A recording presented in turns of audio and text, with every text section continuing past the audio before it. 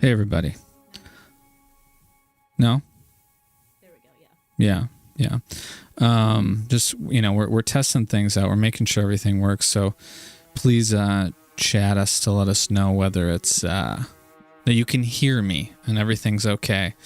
Really lowers the pressure of a first stream when there's only 3 people. But for the 3 of you, maybe more, maybe 4, we're just going to kind of take it slowly right now. I'm going to wait a couple of minutes for people to come in before we get rolling on this. But please let us know if you can't hear something. All right. I can hear you, but I am in the same room as you right now. Yeah. That's my mod and my TA of my office and my wife.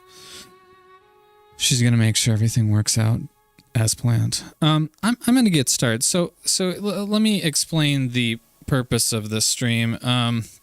This is sort of like one of my favorite games of all time. So in the end, the reason I wanted to talk about this is because it's one of those games from Fromsoft, which has quite a reputation from before Elden Ring, I would say, of steering people away from it because of its difficulty.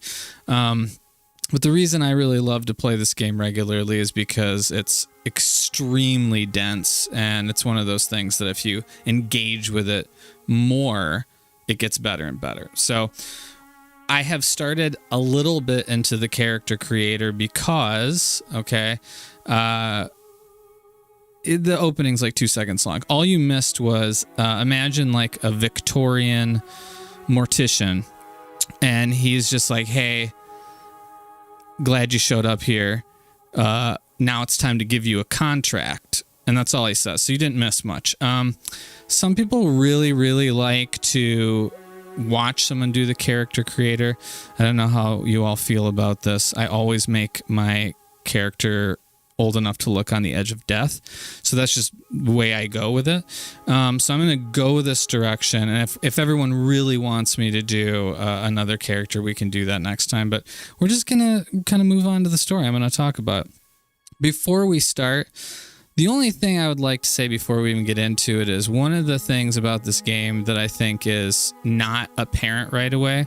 So part of this is also for me, I can't help but always try to convince people to like the things that I like. You might call it an issue, but I think it's just who I am. But this particular game, I think a lot of people get turned off initially because of the difficulty, plus it takes a long time to develop. And I feel like I talk about this all the time with my wife and with friends about how everything needs to like jump into the plot right away, and a plot. Everything has to be like served out immediately, or people just have no idea what's going on. But I really like movies that kind of take a little bit of time to develop, and TV shows.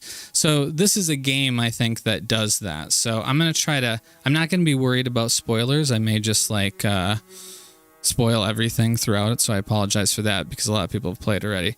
But I'm going to try to kind of give context as we go. So we ready for this? It's been a long time since I've played it. It might be rough going because it is hard. All right, here we go.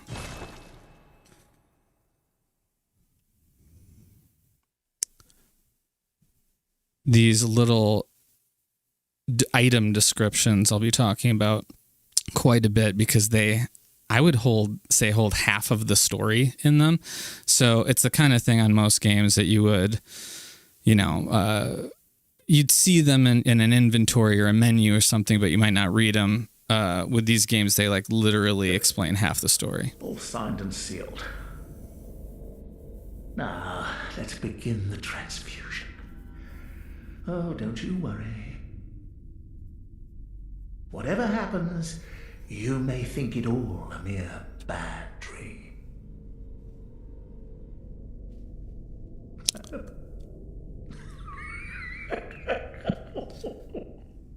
Everyone always just laughs in these games, like they know you're gonna die. It's an inside joke.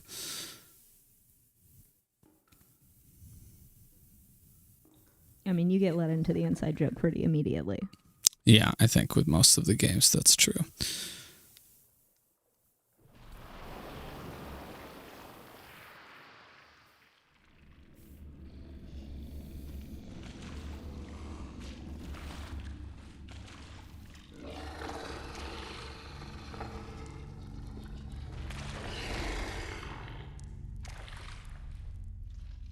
a lot of people have talked about how this game is one of the best horror games too, because it has a lot of like, it has a lot of macabre kind of things to it, but I think the amount of tension that it constantly creates and unease is also something in horror films that I really like. And it's certainly, there's a lot, it almost like borders on silly at times because it pushes the envelope like style wise, but I really like things that are cohesive. So I think that's the other thing it does, is it, you know, it stays weird. You found yourself a hunter.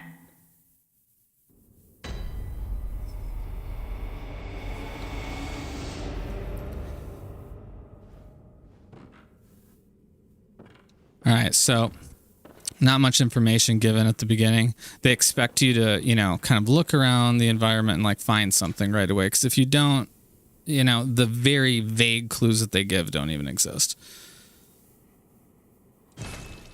Seek pale blood to transcend the hunt. No context. We'll find out more. Fromsoft always gets shit for being like not the highest fidelity, but something that I think they just do at an extraordinary level. Like in film, they would be up in the sort of pantheon of best art directors, right? Because everything, you know, the lighting through the chandelier in this Victorian, everything's like an introduction to a new idea. And that's something that I really, really appreciate and kind of enjoy. Even on successive playthroughs, I kind of catch new things like that. I'm not going to read all the how do you do this info scraps here. So they do this thing in these games where they'll, and for those of you that know FromSoft games, you're like, you're explaining to me everything I already know. This is for some of the people that haven't. But one of the things about FromSoft games that they'll almost always do is have a enemy or boss introduction that you're supposed to die at. So something that like players of the games that really like the games will do is try to kill or beat the first insurmountable, fight. We'll see if I can do it. It's not that hard, but punching that werewolf to death. Yeah, just punching a werewolf to death or whiffing on that. Whoa.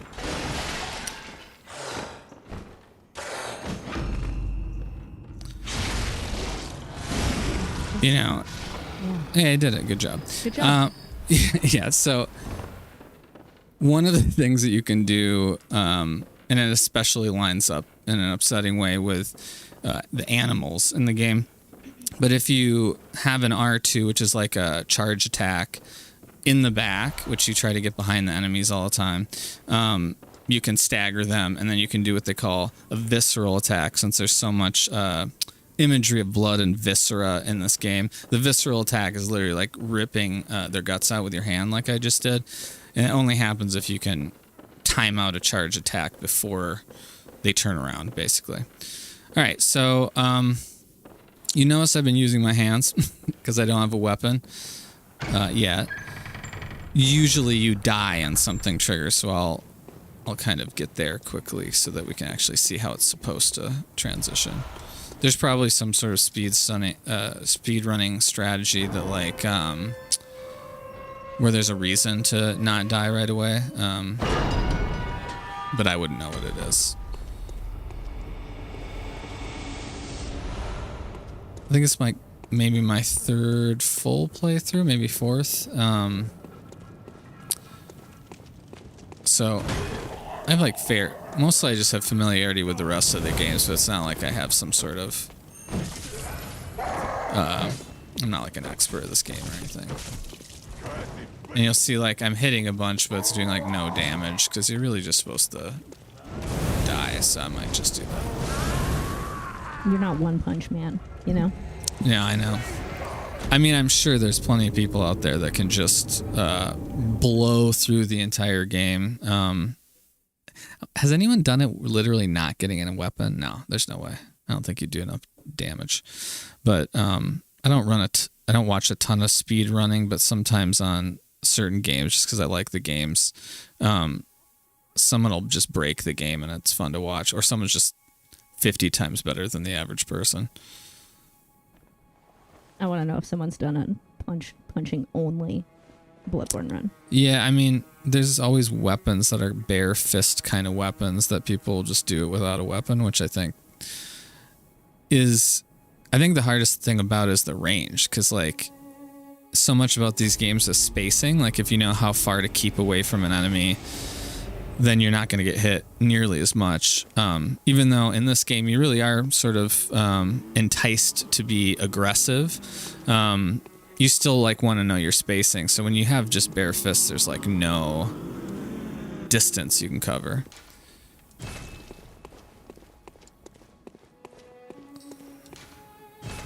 There aren't a lot, but there are like 3 or 4 fists only runs. Runs, yeah. You know, something is confusing. Oh, I'm supposed to pick a weapon here. So yeah, it's been long enough. I didn't remember what I was supposed to do. Okay, so another thing that I think is really great about this game is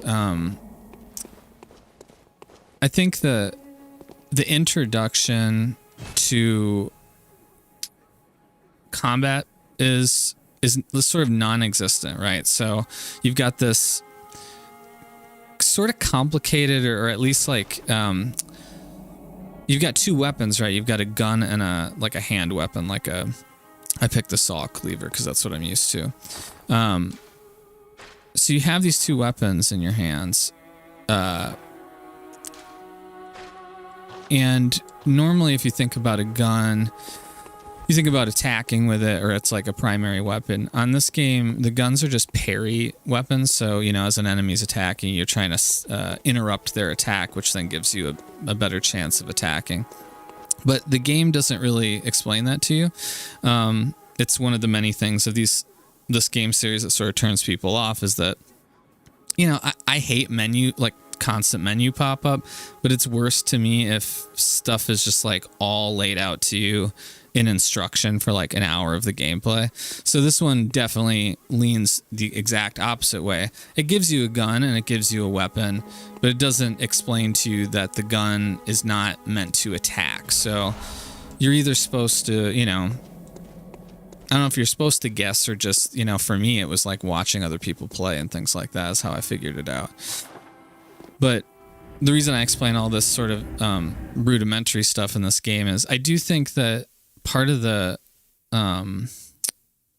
surprising aspect of watching people enjoy Elden Ring was that maybe it was just easy enough and open enough and more options enough that it really allowed people to learn a little bit more slowly and deliberately. But I would argue all their games are kind of exactly like that, which is just you have to actually learn basic things like, you know, why certain weapons function the way they do in comparison to other kinds of games. And it pays off, right? So some games I feel like, you know, you get all this new gear, all this stuff. You're introduced to all these weapons and playing styles, but it doesn't feel like a genuine progression. It feels sort of, I don't know, like they had to have different weapons in the game for pure variety's sakes. This one kind of feels like the method of the gun and the hand weapon is specifically so that it gives you the option to stay aggressive, which this is going to be interesting for me in this playthrough because I'm a very conservative player in action RPGs. Like, if I can take it slow and I can kind of be super deliberate and not think too hard about it, that's when these games are kind of meditative for me.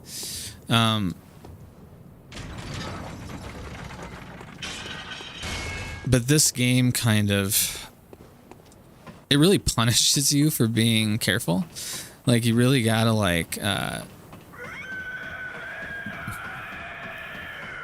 I love that scream that portends something coming up. This game really makes you have to be aggressive, or it kind of punishes you for reticence and sort of reluctance to get into the fray. Okay, so let me explain a couple things here. So I kind of went directly there, but there's only kind of one route you can go. This is another thing I love about this game is how much of a sort of open, winding level design and map that it is. It always feels like there's corners to turn and things to discover. But at the beginning, it kind of feeds you one direction. The direction it feeds you is to this lamp where it says "Return to Hunter's Dream." This is where you go back to the place that I just was. Where I picked up the weapons, which I'll talk about in a second. And, you know, it looks like you can go this way. There's a gate. Can't open it. Doesn't open from the side.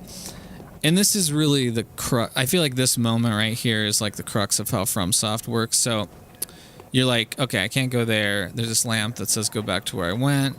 And there's this open path. So you're like, I'll go to this open path. But they give you this light here that is like about the same brightness as the lamp that's going to be useful to go back to like the hub world, right?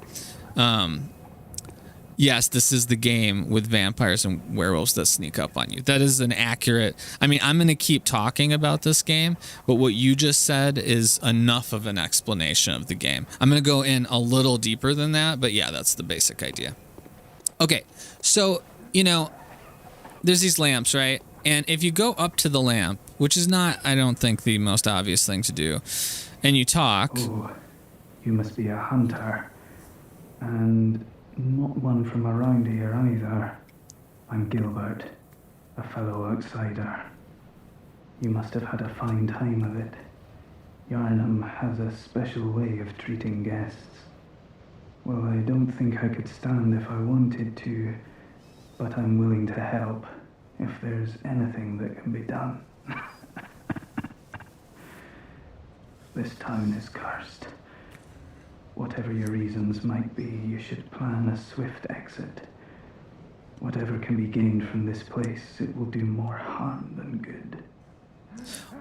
What's the point of the game? Okay, good question. All right, so you talk to this guy, and he doesn't give you much other than say, you know, he's not feeling great, but he hopes you're going to be okay out there as a hunter or whatever. And he's coughing.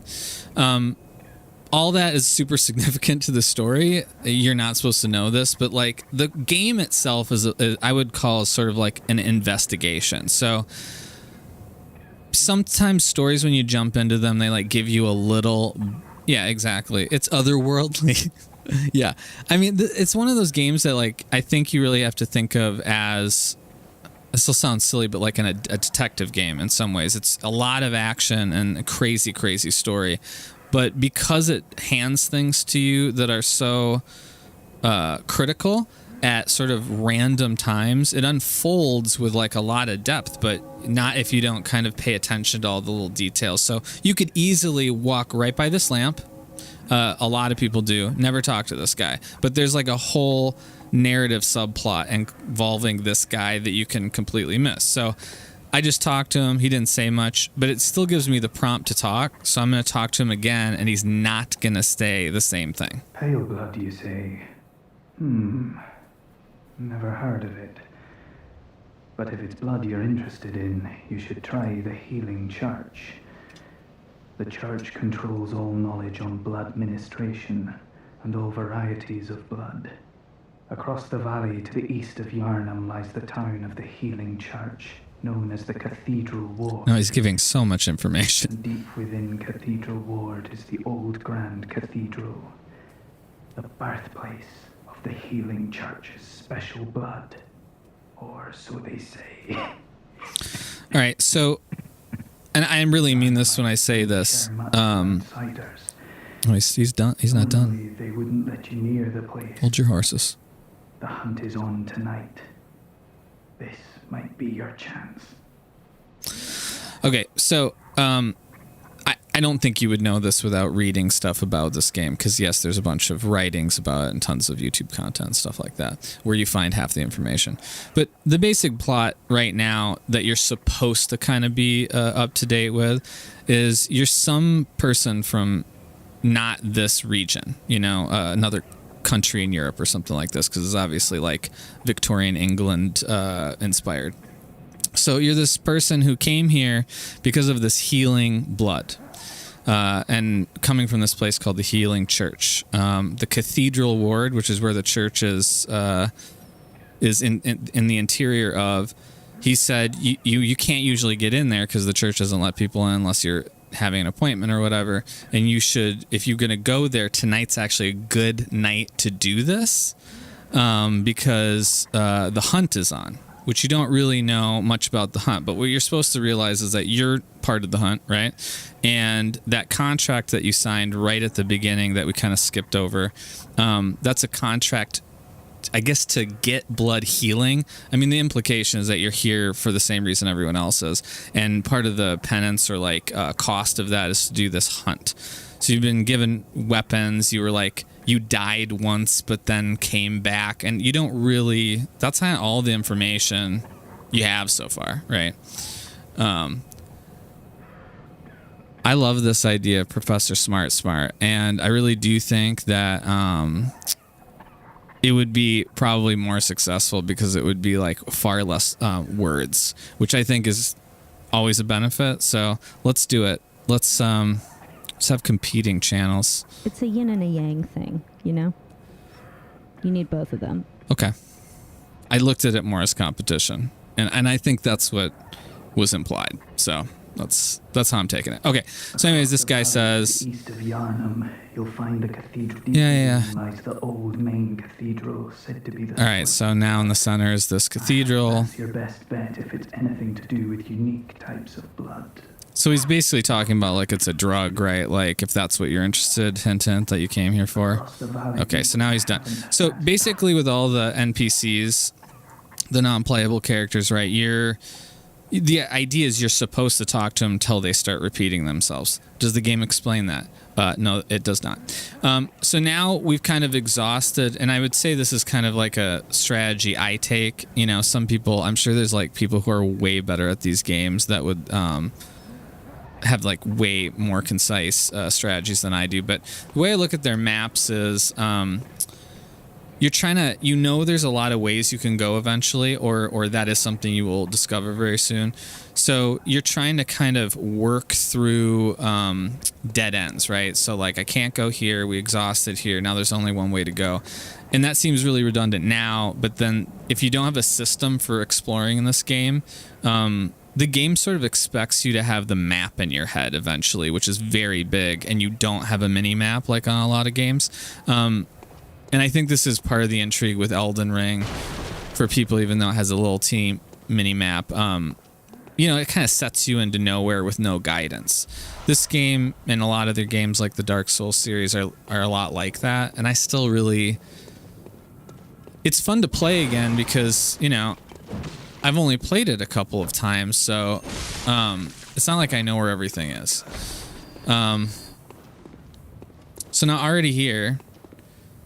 I'm not going to go this way, but this is a skip of sorts, or it kind of actually puts you in the middle of like a ton of enemies that will kill you. But this is a faster way to get through that you can just jump off the ledge here. I'm going to kind of go where they're directing you downstairs because, I think the game does try to limit your options to give you a little bit of a clue as to where you should be going first. But part of the strategy with a lot of... speedrunners and people who are really good at the game, I think, is they skip stuff all the time because they know how to get so overpowered with the enemies so early that they don't have to worry about jumping into a herd of enemies. I was talking about it during rehearsal. Okay, well, that's totally possible. Yeah, did you find Elden Ring was more handholdy? What were the things that kind of made Elden Ring a little bit easier? I'm kind of interested.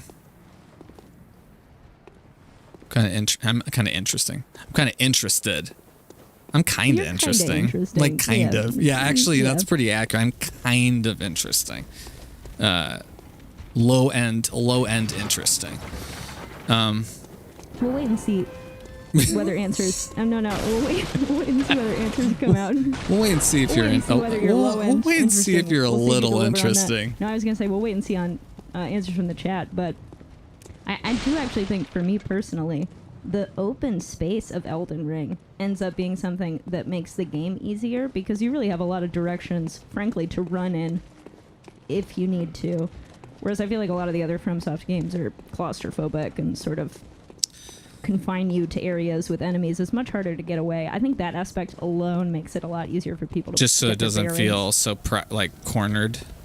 Yeah, it gives you time to regroup, move away from the enemies to a safe space if you need to. Yeah. This one's the opposite, right? Because the environments, actually one of my complaints about the game, because I'll obviously talk so much about all the reasons I like it, there's all this little stuff you can get caught on, which you can't interact with. It's just like in your way. And when you're fighting enemies close by, you can get caught on it and kind of trapped against walls, and there's a lot of it. So I think that's visually, it looks dope to have this much like density of environment, but it sucks to get caught on when you're fighting. And Elden Ring has like tons of open space, which makes the combat almost feel like you're always in an arena or something. This one, you have to kind of think about the environment a little bit. All right, so another lamp. You that outsider? Well, sorry, but I don't want anything to do with you. Trot along, will ya? So this is the hunt that I'm talking about. Now you're just like running across. You're like running through the residential area of this place called Yarnum, this like a Victorian-esque city. And everyone's closing themselves in because of this hunt. Obviously, there's some villagers that are like really aggressive. And we saw that like kind of werewolf earlier. So basically, there's something that's going on with the blood that everyone's healing with that people are turning into beasts, right? So that's not giving a ton away. The story goes crazy from there. But basically, this is part of the contract of using the blood is you have to, you basically have to, I totally lost my train of thought. I got distracted by the sheer amount of fast travel spots. Yeah, the fast travel makes it 10 times easier. It does. I agree with that. Yeah. I'll come back to the story later. All right, so we're moving on. The environment, though, you get hung up on all the time. Here's another Yarnumite that's like scared of stuff outside. They don't want anyone inside. On a night of a hunt. Away with you now. We always talk about this too. The voice actors are always so good for all their games, which Such is good not, voice acting. huh? Such good voice acting. Yeah, it's not a given on video games, It's not a given on, television or film. But it's really. I just gestured accidentally. I don't know how he didn't hit me when I did that. That was amazing. This game, because of the environment too, is constantly tucking enemies around corners that are supposed to, like nearly kill you when you're this weak too. It'll be interesting for me to see if like right there, like if I remember where they are. I did not remember that he was there. Oh. Lots of sneaky boys in this game. Yeah. That's a visceral attack.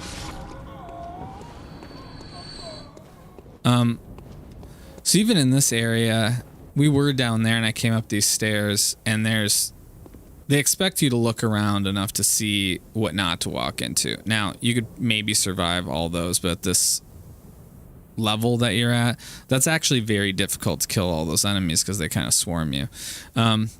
Here's some more of their environmental storytelling that I think they're just the best at. You've got all these villagers that seem infected or something like that. I feel like everything's a zombie story. But they're like making their way to being a beast, but they're also burning this beast at like this, like crucifying and burning this huge beast, which it seems like general chaos or something upon first glance, but that's actually narratively really important too. They're like Freddy Krueger.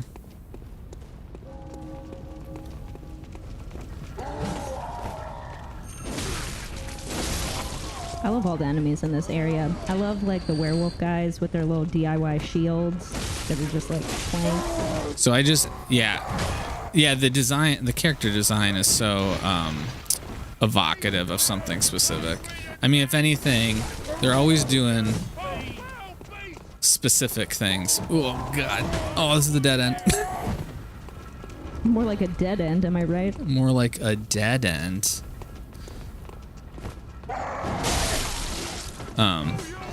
There's also this mechanic in this game.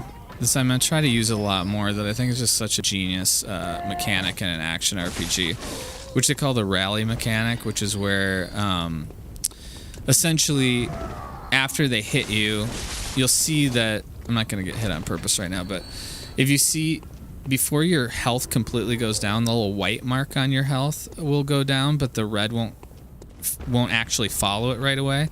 And the idea is you can like get your health back by bloodletting, by killing more enemies, right? So it's to teach you to like stick your face in there even if you get hit, because one of the things it's really trying to teach you right away, that whether you play a little conservative or aggressive, is you can't spam the roll button to get out. You can't like dodge your way out because of the green thing called endurance, right?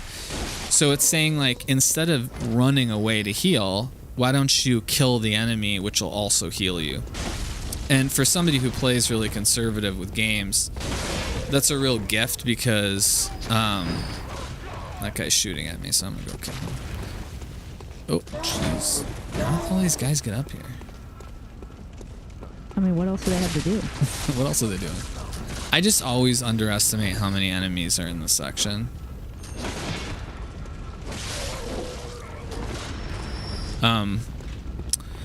It's a very unforgiving opening section. It really is. And Elden Ring doesn't have that. Oh shit! Oh, you get out of there. What is the button to heal? Okay. These dogs are notoriously terrible. I can't believe I got out of that without. But I think so your green, the endurance, that you only have so many things you can do in a row, which is, I know, very understandable to anyone who's played these games. But that balance with the rally mechanic, which says like get back in there and fight right away, everything ends up like in a flow state. And I think Bloodborne was the first game where they really accomplished that. I think that kind of flow state that you get in Sekiro, or you get in Elden Ring in times too, but that kind of frenetic, you can stay in the fight the whole time, you can parry, you can like, I think between the parrying, the rallying, and the quick dodging, the rolling that you can do in this game, the combat, for being such a deliberate detective game, the combat is so frenetic and exciting all the time. And I think that balance of sort of dynamics of things, like it's not the same thing all the time.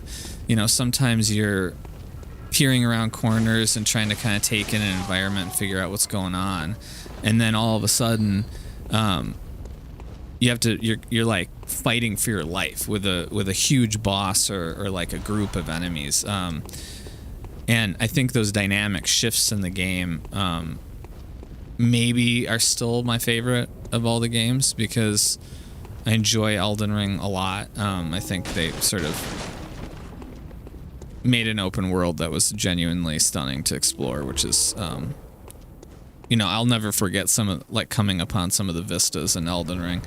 But I think in this game, it's just a little more closed, still very open. The combat has like limitations. It's like that thing with art where like limitations sometimes beget even better, more tight, sort of succinct art. The combat is brilliant in this, but it doesn't have all the crazy options. You can't spam a magic build or anything like that. But some of the weapon differences that you'll see, I'll try a couple of them. Man, they're very different. But the combat always stays intense and frenetic, and my memories of boss fights in this game far exceed any other game I've played. Bloodborne's the only one with that rally mechanic, right? Yeah. Yeah, the Dark Souls games don't have that. No. No, you get different types of parrying, you know, that's similar. You get some build stuff, differences, but this is that the RPG element more than anything is just like you level up different stats to focus on certain weapons, which is kind of their shtick. But in this one, I think all of them are really viable, and it's really just I don't know, it feels like a hand-to-hand combat game where, like, yes, you have a gun, but you're really only supposed to use it right next to an enemy, you know, right before they hit you. And you have these weapons that some are bigger, but really you're supposed to just sit in the face of these enemies the whole time, regardless of the weapon. So you have these build differences, but in the end, you're really just kind of one-on-one or like controlling a crowd. There's a simplicity to it that I think really is effective.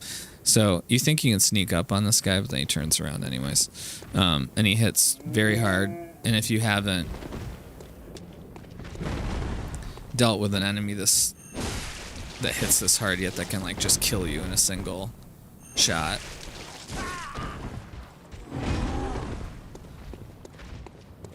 Yeah, it really is unforgiving, isn't it? Oh, Jesus. So there I was a little timid with him, and I could have gotten a lot of that health back if I just whacked him, but I... You paid the price.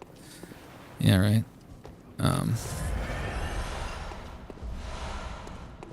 That's going to be interesting for me this time through, too, because I really feel like I always default to playing a little bit more conservatively to make it kind of chill and meditative, but I'm really going to try to be more aggressive this time and not get killed by a freak death crow. So always stuff behind other stuff. I can't help myself just breaking everything that I can break in these games. Yeah, it's just a like Fromsoft mandatory. I know. You It gotta feels see like what you can break. Well, because you can't break everything, so you're like, what can I then break? The other thing they do, environmental storytelling, that's really clever, is the item I just picked up that was hidden behind those coffins or whatever, is an item, an oil urn, which is really effective on something that's upcoming. So they're trying to clue you into things about, you know, what you aren't supposed to utilize to your advantage. And they're all always deliberate with item placement like that, instead of you just picking up junk over and over again. Even that pebble, which I don't know anyone that actually uses it. I think the implication there is like you can throw those to distract enemies, and you keep coming across these big groups of enemies. There might be some other usage, but frankly, I don't use them anyways. Fromsoft has a reputation of the dogs being just the worst enemies, and they are just absolutely horrible every time.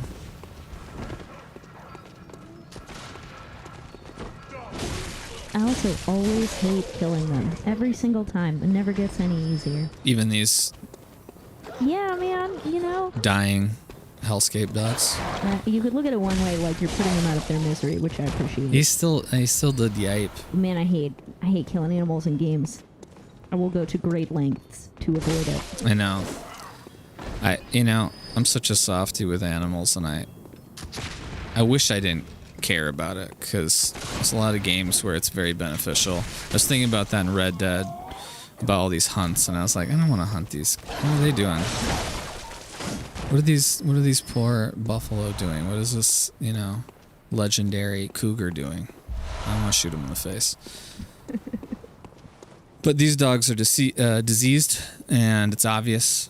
They're very mangy, and it's not their fault, but they have to perish, and they're one of the worst enemies, so you gotta do as fast as possible.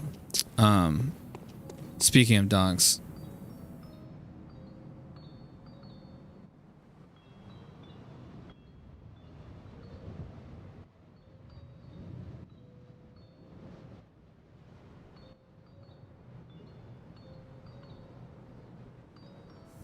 all right. Okay, so let's see where we're going here. So still kind of just able to go one direction, right? So they're kind of feeding you in one general direction because the game opens up so much, but I think kind of the opposite of Elden Ring. Instead of having a big expanse where you can go any direction, it's kind of ramping things up. So this next section, one of the other things about this game that has to be known when you're playing, do you think there are pros and cons on having a readily accessible map? Yeah, I mean, it's one of those things also, I would say, with art where it's more of like it's a choice that has consequences not having a mini map, but I wouldn't call them all good or bad. They're kind of a preference thing. So the benefit to not having a map is that it commits you to pay more careful attention to minutia and details so that you feel like you're committing things to memory, which then changes your experience of the whole thing, right? The downside is that I find these games to be taxing. I have to actually, I was wondering how difficult it would be to talk about things while playing it because you have to pay so much attention. I love breaking. I know, Nux. I love breaking things. It's so much fun. So here's a big ramp up. So this is what they'll do, right? They'll be like, you came up these stairs, and it's this kind of creepy, quiet section where there's no one on this bridge. It looks like, since I came from here, I can either go straight, which kind of has, kind of opens up, or you can go this way. And I think they're kind of trying to steer you away from this because this is the enemy from the beginning. That's very aggressive, and there's two of them. I should feel more confident in this. I should be able to do this without a problem. I don't know if there's a benefit to going one direction versus the other because you have to open everything up, and there's tons of shortcuts in this game where you can, I don't know if you remember that gate that I said was closed at the very beginning. But that's like a way you can actually go through eventually. Oh, God.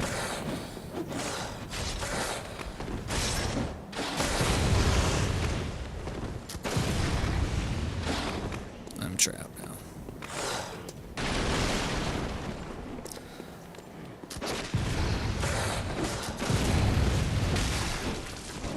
Oh, Jesus. Oof. Yeah, so... So I risked it. I risked it a little bit. There's actually... I'm risking it for the biscuit. I really need to heal here. Alright, so this is actually, I think, a shortcut. I'm just going to run for my life and try to open up here. Yanita wants you to use the pebble. There's a time and a place for the pebble, I don't want to use the pebble now when I really might need it later. All right, so this is that shortcut I was just talking about by the initial lamp. So now we can get back to the area we kind of progressed to much quicker. So I have a bunch of blood echoes, which are the currency in this game from killing enemies. This is that RPG mechanic so those of you that do these games, everyone understands the kind of mechanic. You kill enemies, you get things that have various names. Dark Souls, it's souls, and Elden Ring, it's runes. And this game, it's blood echoes, which I kind of wonder what the true Japanese translation of that is. It's kind of like another way to say soul, I think. But they're in the top right, 2544, and so.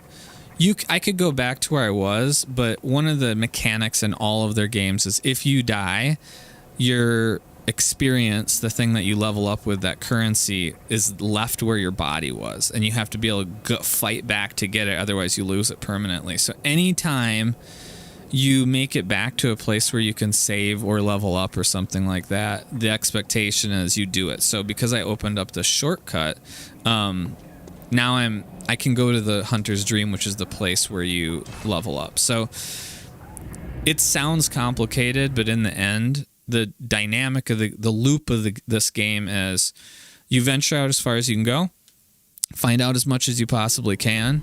There will be some various degrees of difficulty in your path, but you're trying to get out and explore and investigate as far as you can. up until the point when you're afraid that you will lose everything you've gained up until that point, and then you have to try to either find a way all the way back to a save point, which in this case are these lamps, which there will be multiple lamps, or you're supposed to find a shortcut to find a way back to the lamp. So what we just did there is find the first shortcut back to the lamp so we can go further, easier, and faster than we just did. So now I don't have to go through any of that stuff with all those villagers around the well, and around, or not around the well, but the where they were burning that beast. Now we can jump right back to where we were. But the first thing we have to do is level up. But I just remembered that it doesn't let you level up right away. Well, I'm a foxy gentleman too. I knew you were going to take that personally. Listen, it's fine that you weren't saying that about me. I just want to make clear that I'm at least a gentleman. Okay. All right. So this is the Hunter's Dream where you level up, and it's called the Hunter's Dream because it's not real. You're the hunter, and this is where all the hunters go when they die in Yharnam. In other words, we don't know how this is set up yet. Stay with me. The game is sort of reporting to you that you can't die in this game. In this hunt, the rule is you can be resurrected somehow by revisiting this hunter's dream and like trying to grow stronger and then going back into the hunt. Almost like there's two planes of existence going on at the same time. Planes of reality. The dream is another reality in which you can upgrade. So last time we were here, we picked up weapons, but this time this door's open to this little chapel. And this gentleman, this foxy gentleman, is now available to talk to. This is important. Be the new hunter.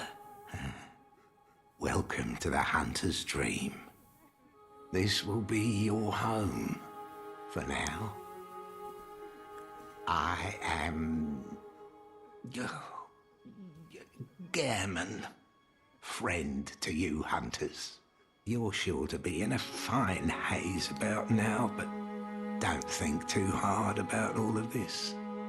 Just go out and kill a few beasts. It's for your own good. You know, it's just what hunters do. You'll get used to it. So, again, being obviously very obtuse and not giving a lot of information, but one thing that's not an accident is that the characters are acting like they're hiding something. You know, it's not to be coy or, clever voice acting. There's a narrative reason why Gehrman, this character, is basically like, I know it's like weird to be in this dream church in the middle of nowhere, but like, whatever. Like, go kill some beasts. That's what we do. It's not a big deal.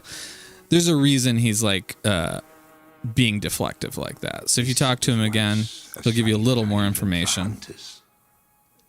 A workshop where hunters used blood to enhance their weapons and flesh.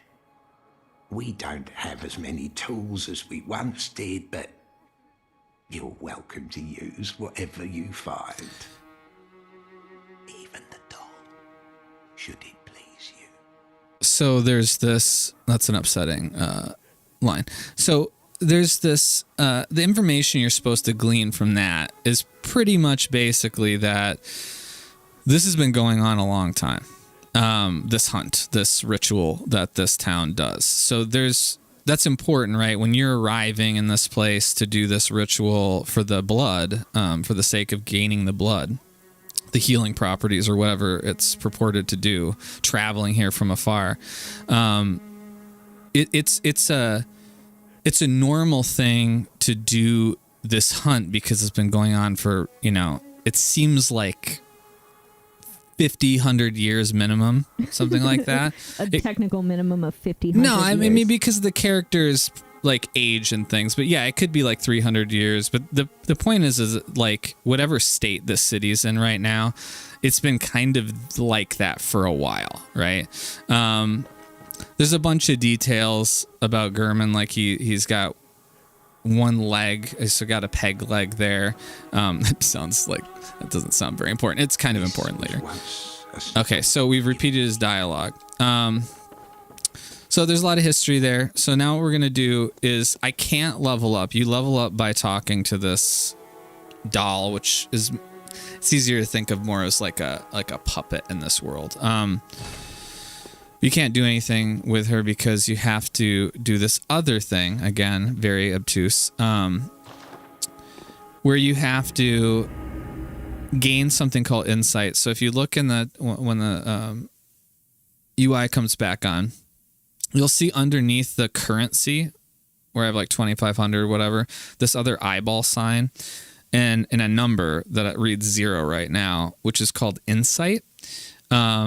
Yeah, isn't the voice acting on point? They're all good. This is more like a lore through, you'd call it, instead of a playthrough, because A, of the amount that I'm talking, and B, I'm letting the actors kind of speak instead of just bouncing through their dialogue. And the reason is because they're all so damn good at it. They're so good. It's hard for me to fast forward even on successive playthroughs, because I'm like, this is better acting than, I've seen with professionals sometimes, I guess they're professionals. They're very professional. Yeah, they're pretty professional. They're pretty fucking professional. Okay, so this other number, this eyeball here, I have 0, right? It's called insight, is the statistic or whatever, the sort of currency. It's another kind of currency. But this also seems complicated, but literally all it is as you gain information, it unlocks certain things you can do or see. So right now I have 0 because I just showed up here and I don't know shit. For me to up that to 1, which then allows me to talk to the doll, it's like I can't see that the doll is alive until I have 1 insight into this world. To get my first insight, I have to come up to the first boss. This is the game, like a lot of FromSoft games, where there's like mandatory bosses and then there's like optional bosses. So there's a couple bosses actually I can go to gain that 1 insight so that I can talk to the doll and level up. Why it's a doll in this world, think of it this way, right? Like, it's a dream constructed by these hunters. So everything about that dream that you go back to level up and power up and sort of like retune yourself is created by these original hunters. It's like this is a dumb analogy, but it's like their VR world where they like train and stuff like that, because otherwise they're out here and they could die if they didn't go back to that dream. It's like a really expensive holodeck training program, you're saying. Yeah, exactly. It's the Matrix training program.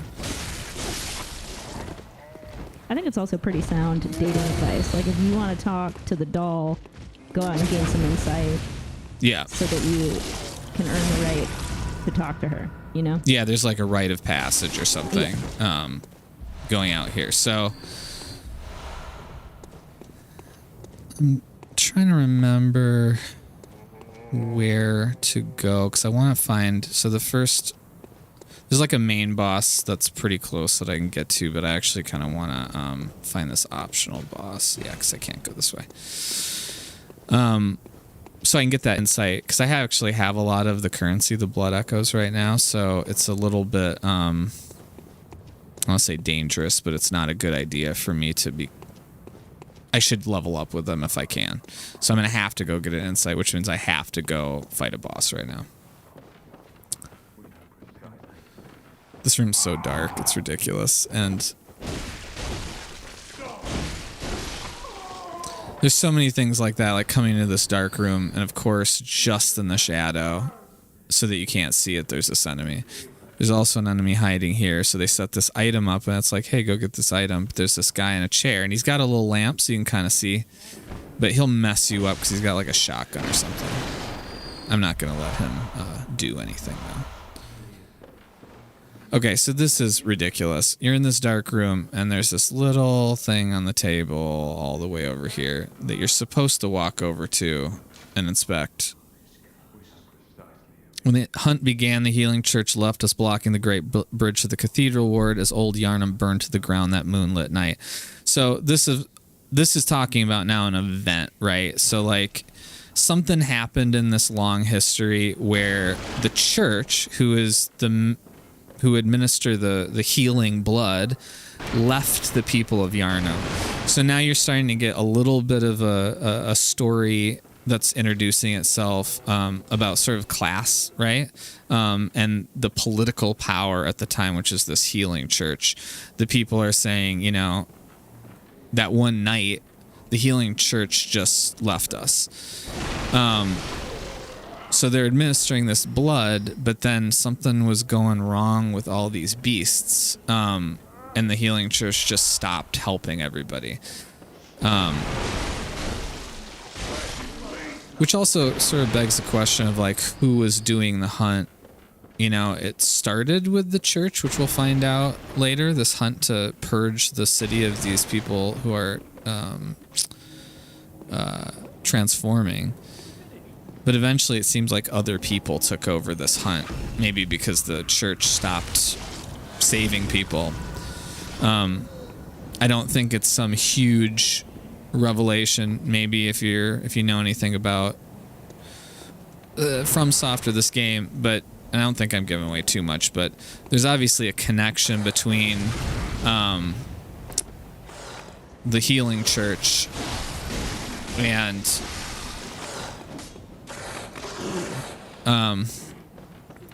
this plague that's outbroken. So it seems like it's all. I'm gonna just absolutely cheese this so I can talk at the same time. Cheese or be cheese. And cheese or be cheesed on FromSoft. You know, they're gonna cheese you. I'm gonna cheese them. I just call it smart. And I have actually died here. See, he hit me anyways. Damn, because they can really get, despite being caught on the door, they can still get pretty far.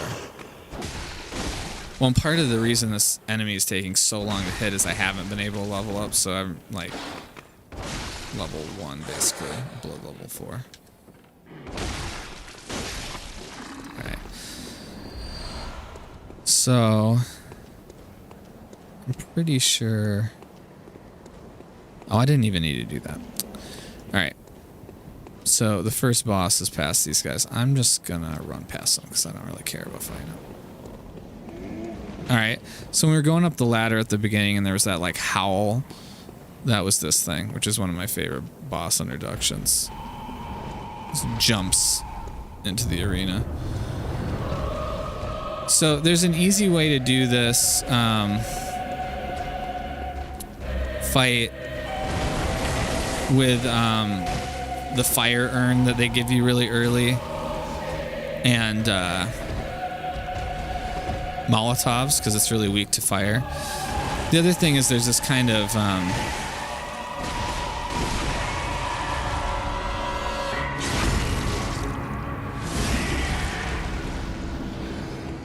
these rules about beasts. Once things are transitioned into beasts, that they're weak to bleeding and fire, like an animal would be.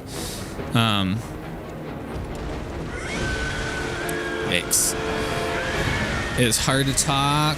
Well, this guy is doing his thing.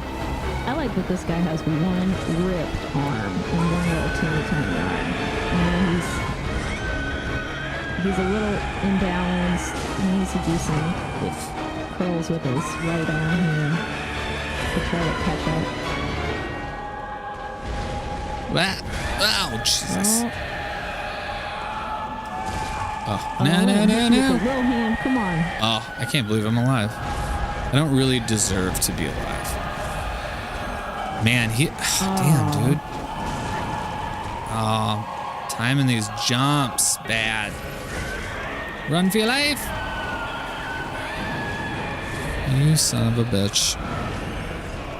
Yeah, so the boss fights are intense. Part of it, You gotta just focus on fighting this boss, man.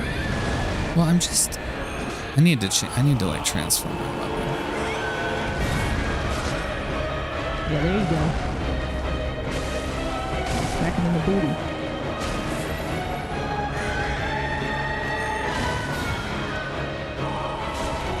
He just bitch slapped me. He just turned around. Yep. That's what happens. Oh my god. But see, I'm playing aggressive and it's not going well for me. Oh, it's your first boss back in. Give yourself the credit. Wow, that was all bad. Just-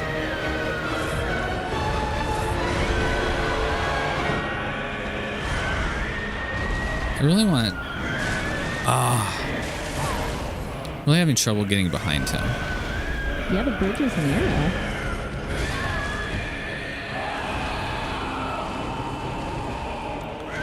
What really sucks about my number one complaint about this game by far You gotta farm them blood vials. is the fact that your healing item, these blood vials, you have to farm for them.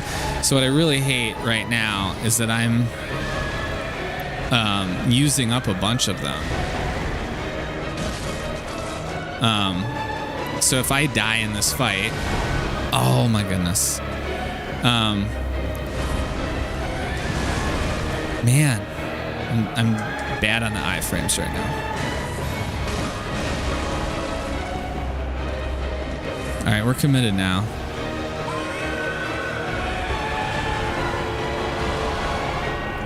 Turn around.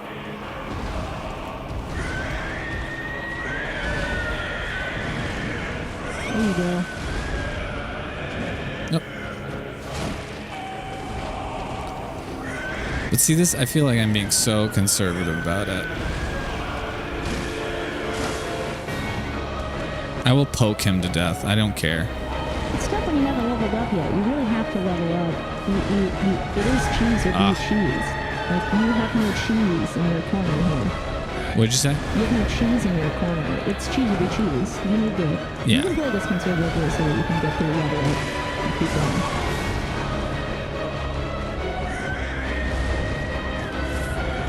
I'm running out of blood vials.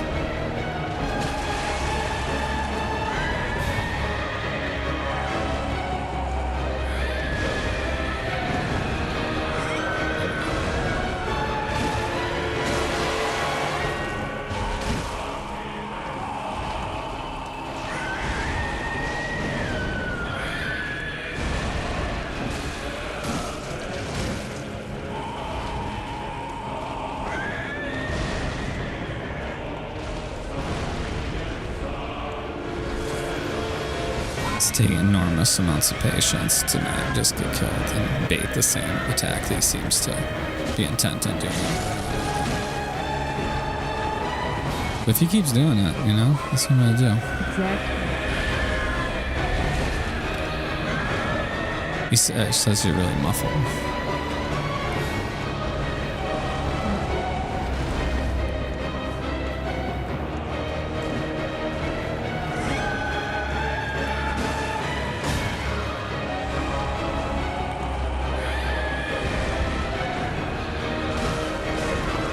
No.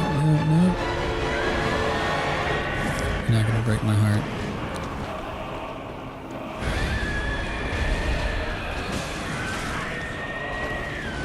What happened? Oh no! That was crazy. I thought the game glitched out and was done.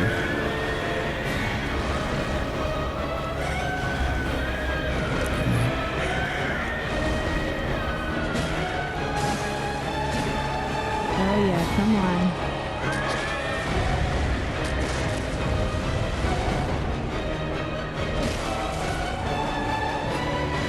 I'll get that last hit in there, come on. Oh yeah.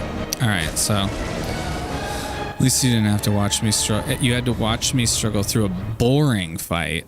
A truly boring fight. But at least you didn't have to watch me struggle through it 7 times. So I'm going to take that as a win.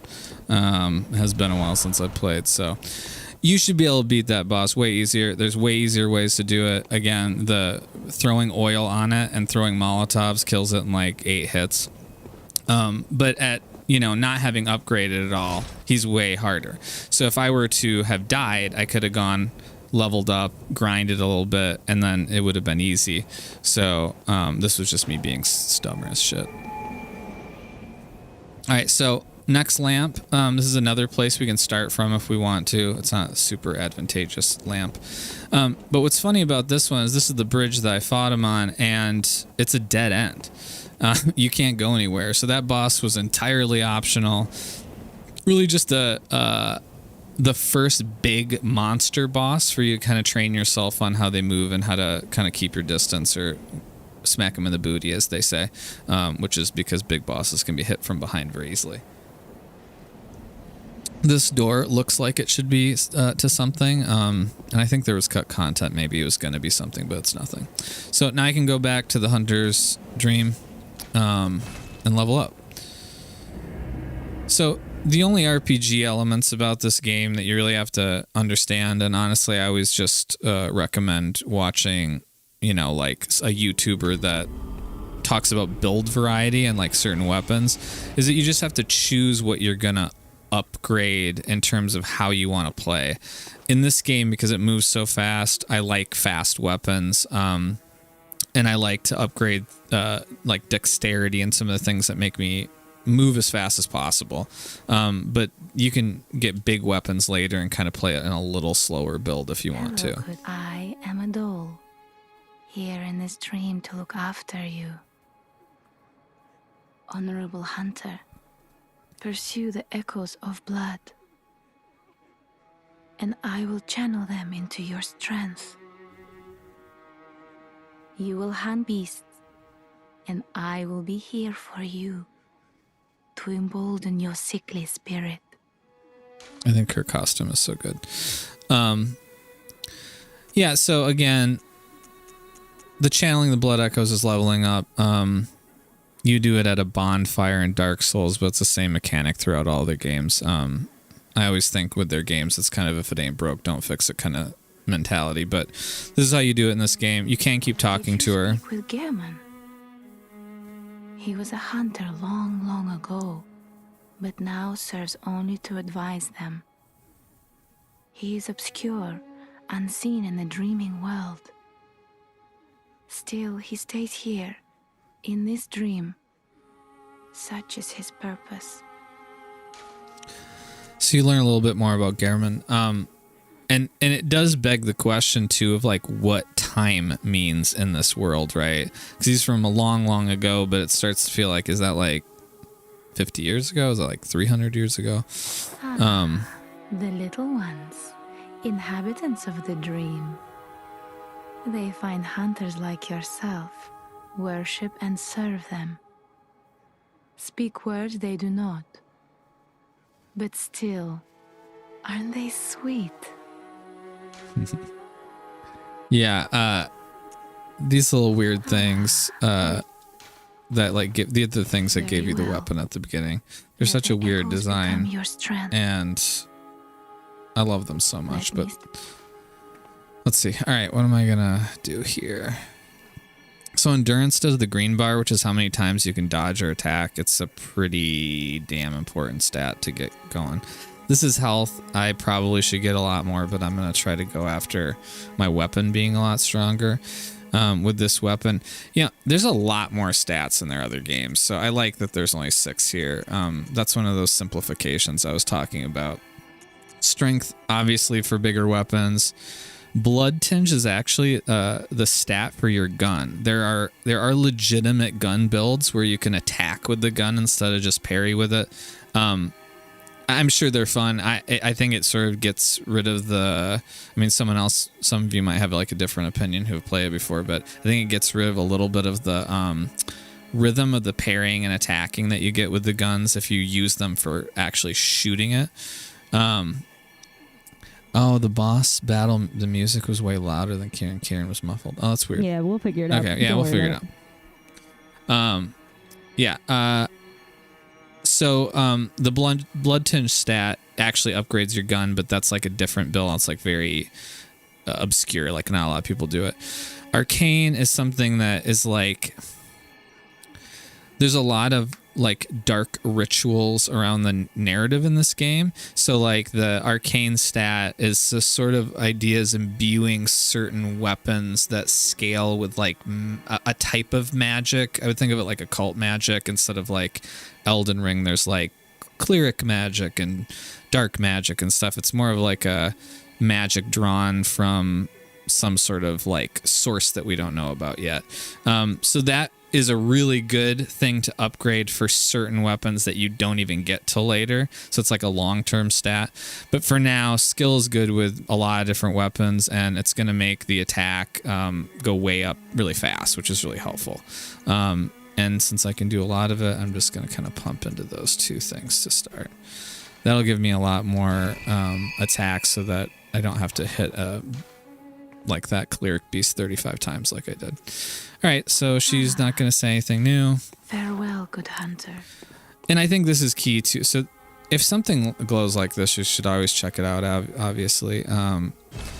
So now I've got these items. You have to get this far into the game to get items to be able to summon each other in co-op.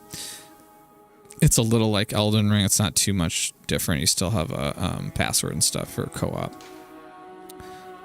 Consume insight in the beckoning bell to enlist the cooperation of hunters. So that's actually the item. So now you see that number I had of the eyeball up in the right went from 0 to 4.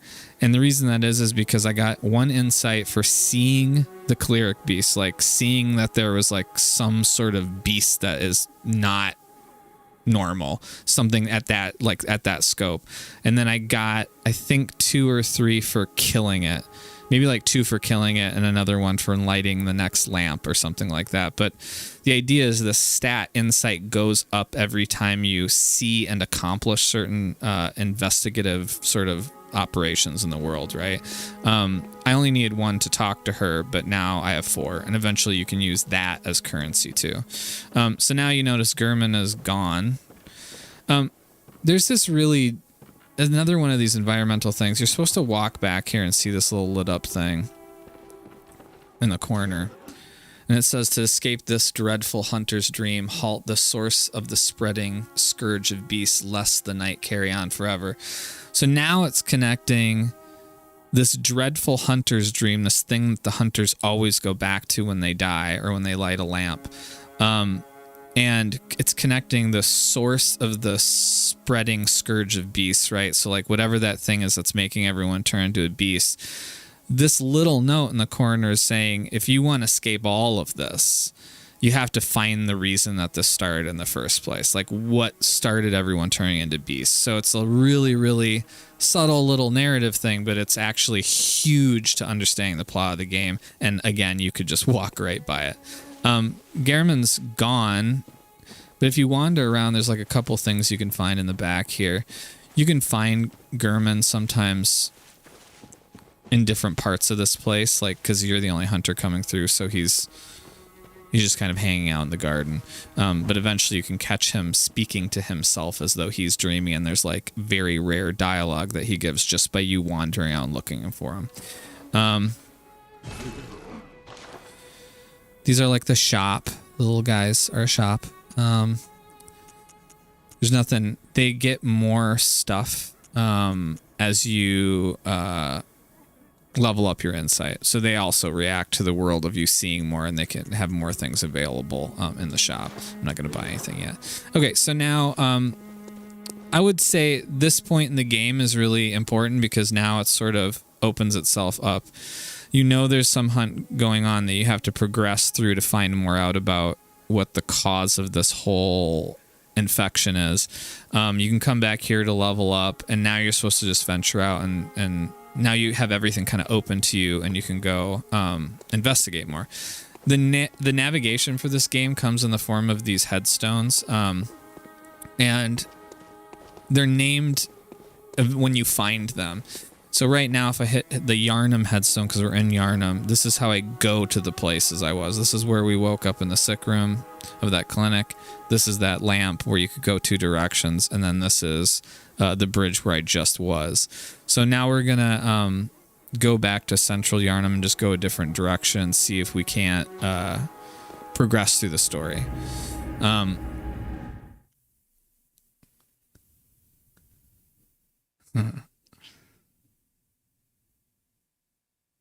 How's Karen's volume now? Is that okay? I think it's fine now. I think it might be like an internal setting. Oh yeah. but also, you know, really, really boss fights. The more exciting thing is the boss fight going on. I promise I didn't say anything super insightful or incredibly articulate in the background. It was mostly talking about slapping him in the booty. Slap him in the booty. Oh, whoops. Are you gonna come down here? Come down here. Cold blood do.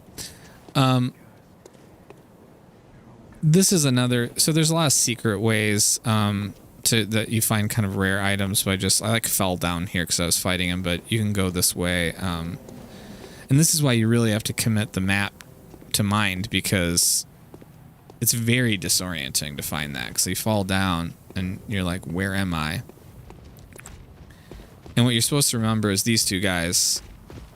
So before I came from a different direction, but I've actually been down here, because to the right, and this guy's following me now, I don't want that, is actually an elevator that we actually checked out a while ago, and it said you can't go there. So it's really trying to just figure out how this whole environment interconnects, because it really does completely. I feel terrible about this. Oh no. No.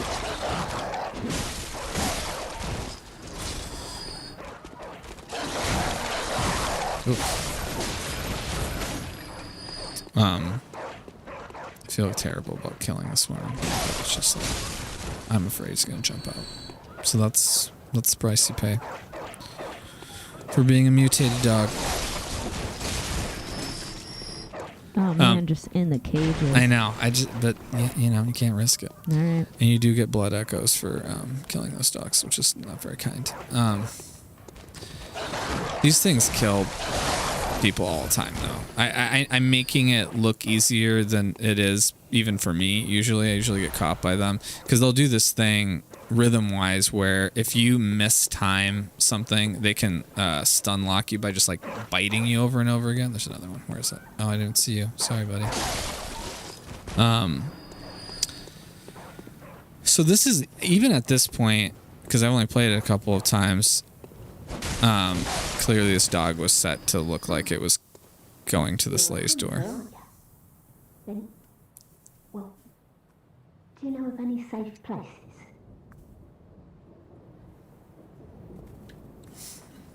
Can I answer? I've heard I have. Shutting up indoors isn't always enough. Well, if you hunters got off your asses, you wouldn't be in this mess. You're obligated to help me, you hear? So what'll it be? Are you going to tell me you're not? Yeah, I should have known. So, the reason that I could click on something is because you can unlock a place that's a safe haven for people to go, that you can send a few NPCs to eventually. But I think the thing that you're supposed to get out of this little interaction is that there's some sort of real divide between the hunters and the citizens, right? That this is like their obligation to save them from this hunt, which kind of furthers the connection between the church, who does the healing and sends the hunters out, and the plague itself, as though like the citizens feel like there's a responsibility to be protected from these like raging beasts. So you're not very welcome in Yharnam, basically, as a hunter, especially one that hasn't lived here before. Oh my god, there's so many barrels. Oh my god, how do I stop myself? I must! Okay, I won't anymore. New enemy. I always feel this way in this game. Some of the enemies are so brutal. I don't even want to find out what they do. You just want to kill them before Yeah, they I just want to. Yeah, exactly. So I did. I remember what he does, though. He like slams you on the ground, kills you very quickly. And again, I didn't upgrade my vitality much. Did I at all? Maybe at all.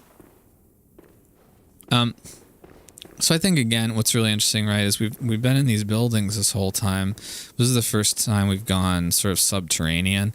And I think Fromsoft does this in art direction so well. You kind of come down this expecting it to be an small interior, and then it opens up into this big room where it's kind of hard to get your bearings right away. But if you go around a corner, you see there's two sides to it. It's one of those enemies there. And you look down, and it's the sewer.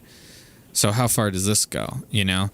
And you start to get a real sense of them constructing the interior of a really complex, vertically laid out and horizontally laid out town.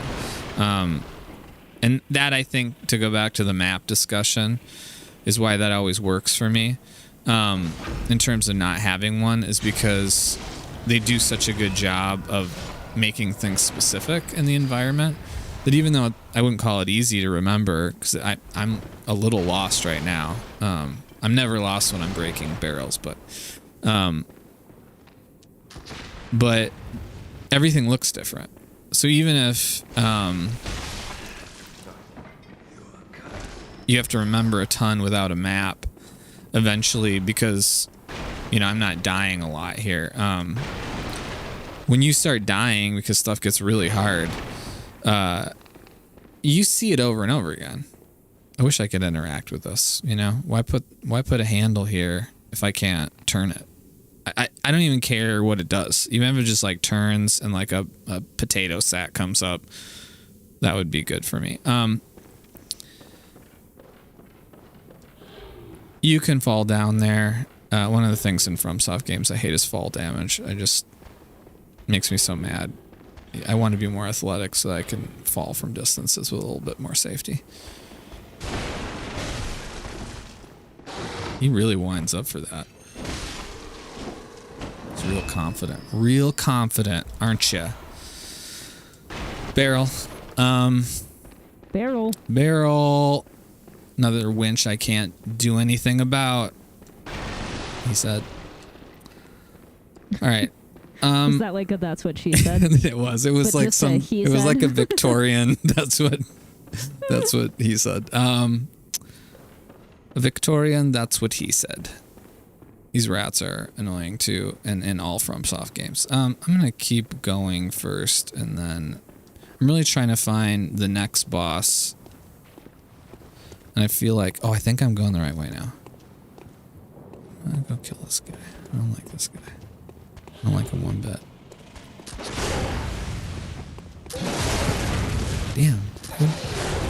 Damn. Oh, shit. Oh, fuck. Oh, shit. Oh, fuck. Two guys with guns in my face. Okay. This just feels unfair. I have to deal with them. So there's all these environmental traps. Yeah. They're so good at them.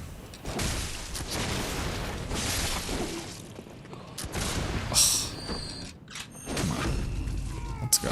Oh. Alright. We're back in business. Barrel.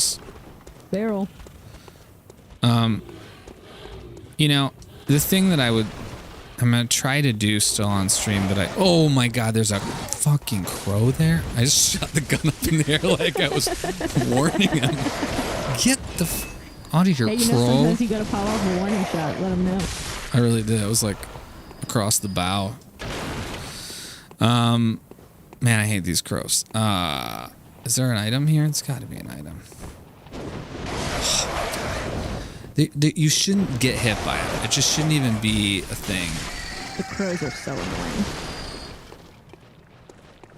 I feel like every time I play again, I forget how to fight them. There's like a trick, and I always run into it. It's another area. I'm not going to go there yet. Anyways, the exploration, I think one of the things that I'm deciding about in this playthrough, and you can, I'm sort of curious what you're all thinking about if you were to watch a playthrough like this. Go after everything is always my question. In other words, like, look around. You can look around every corner in this game. It's a little tedious, but you find really good upgrade things, and there's some like whole narrative subplots that require you to find obscure items. Like the narrative doesn't even start until you pick up the item or find the item, which I think is awesome and very unique to FromSoft. They are masters at that sort of like, we don't care if you find it kind of storytelling, which is bold and a little annoying, but usually pays off. Maybe I have to go down there. We're going down the sewers. Oh, Don't want to. I know. Not the sewers. FromSoft always has sewers or swamps.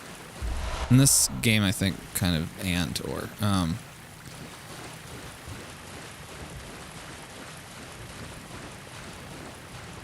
The reason I haven't played this for a while too, I've talked to people about this, is that I've been really waiting on and hoping for a remaster, because this sub 30 frames a second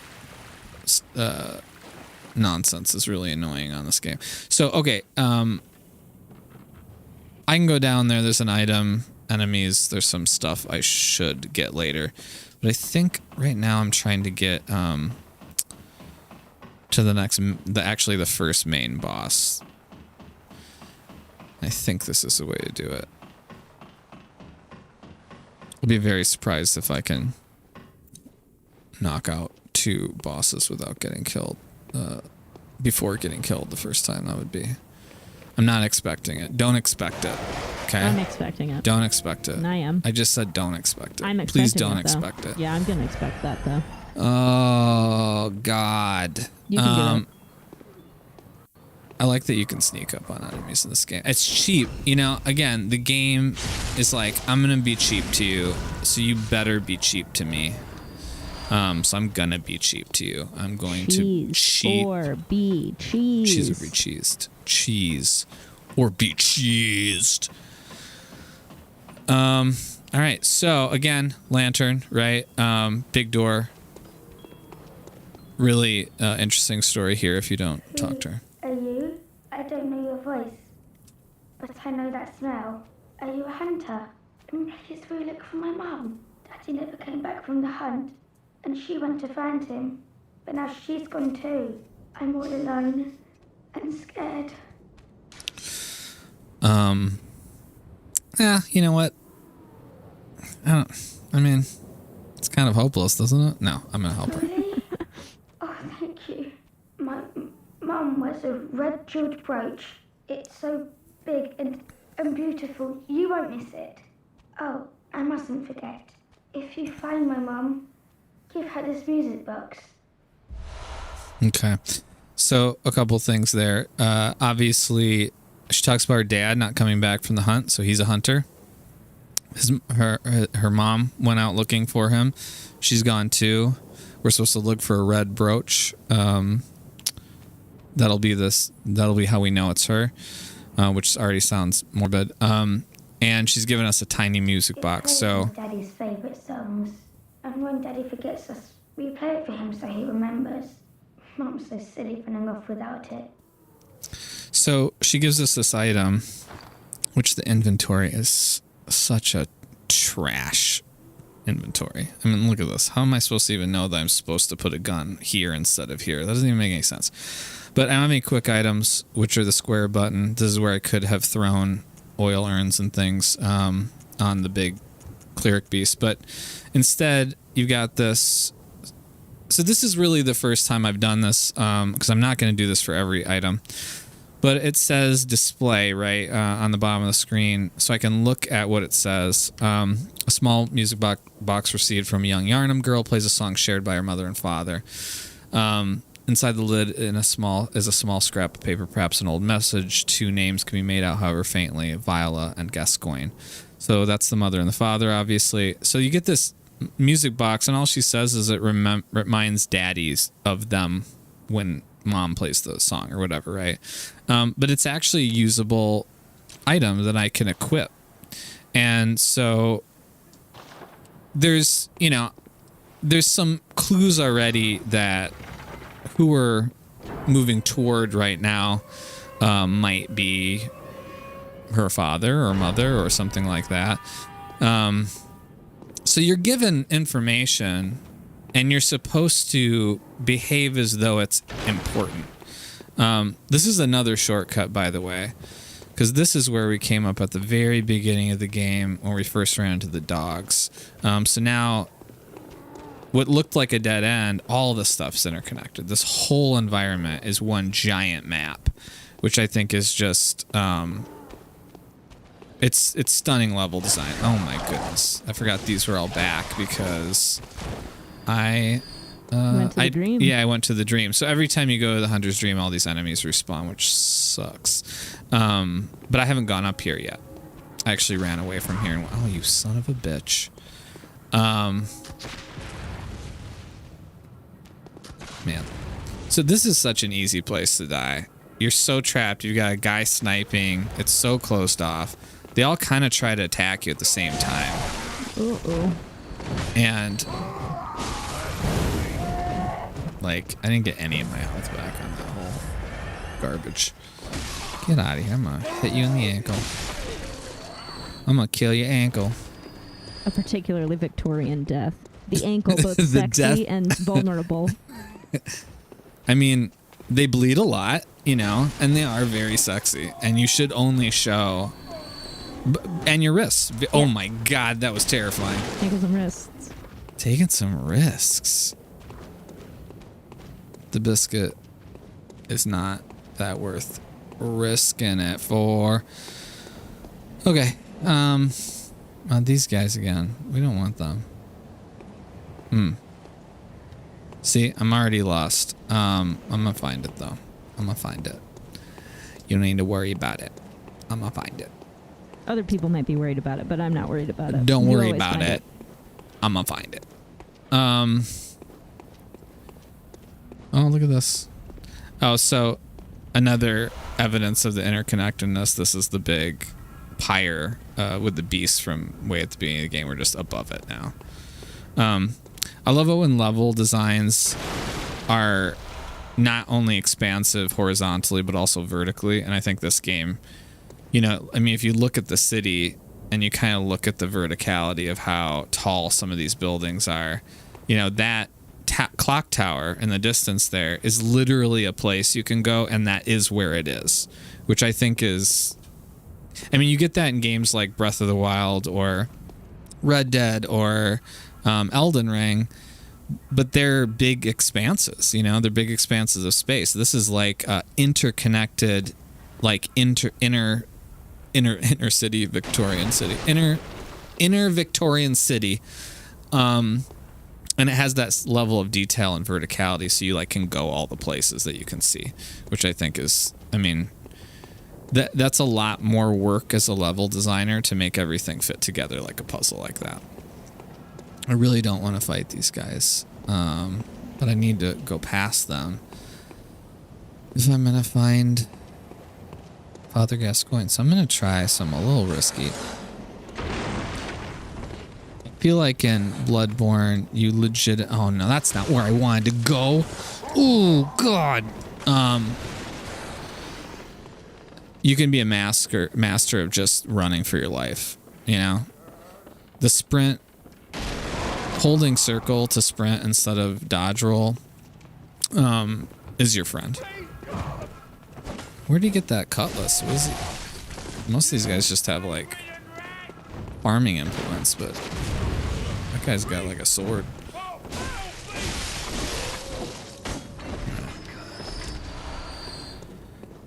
Oh, I have so few blood vials. Man, I'll be complaining about that so much. I really hate having to farm. Probably the whole game. Probably the whole game. I haven't had to deal with it yet, but wait a second. How do I get this door open? I want to open that. How do I open it? So part of it is seeing doors and being like, that door opens, I know it, and then trying to figure out how to get to said door. I think we can do it. I think pulling enemies away from each other is so important in this game too, because like you saw how many times I got tagged by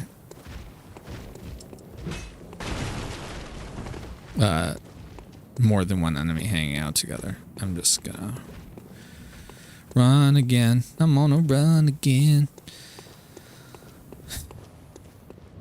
They don't chase you forever in this game, which I appreciate. That is nice. Yeah, I just sometimes you don't want that. I'm lost. I feel very lost.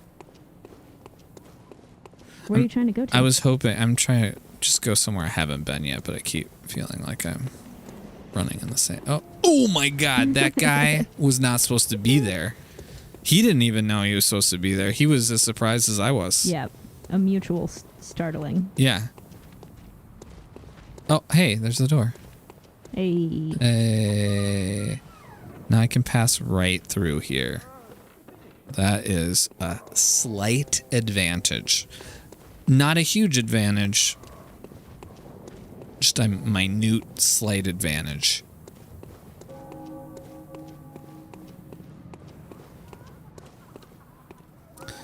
Is seeing this game again for the third or fourth time, just everything that you thought it would be?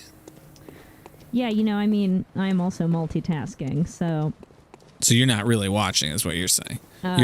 I'm watching sometimes. That's what multitasking means. But no, it will be my first time rewatching Bloodborne since I have played through 2 Fromsoft games. That's true. In full. And I definitely do think Bloodborne is still my aesthetic favorite. And I think I started it once. Yeah, you did. In the last couple years, but didn't get very far.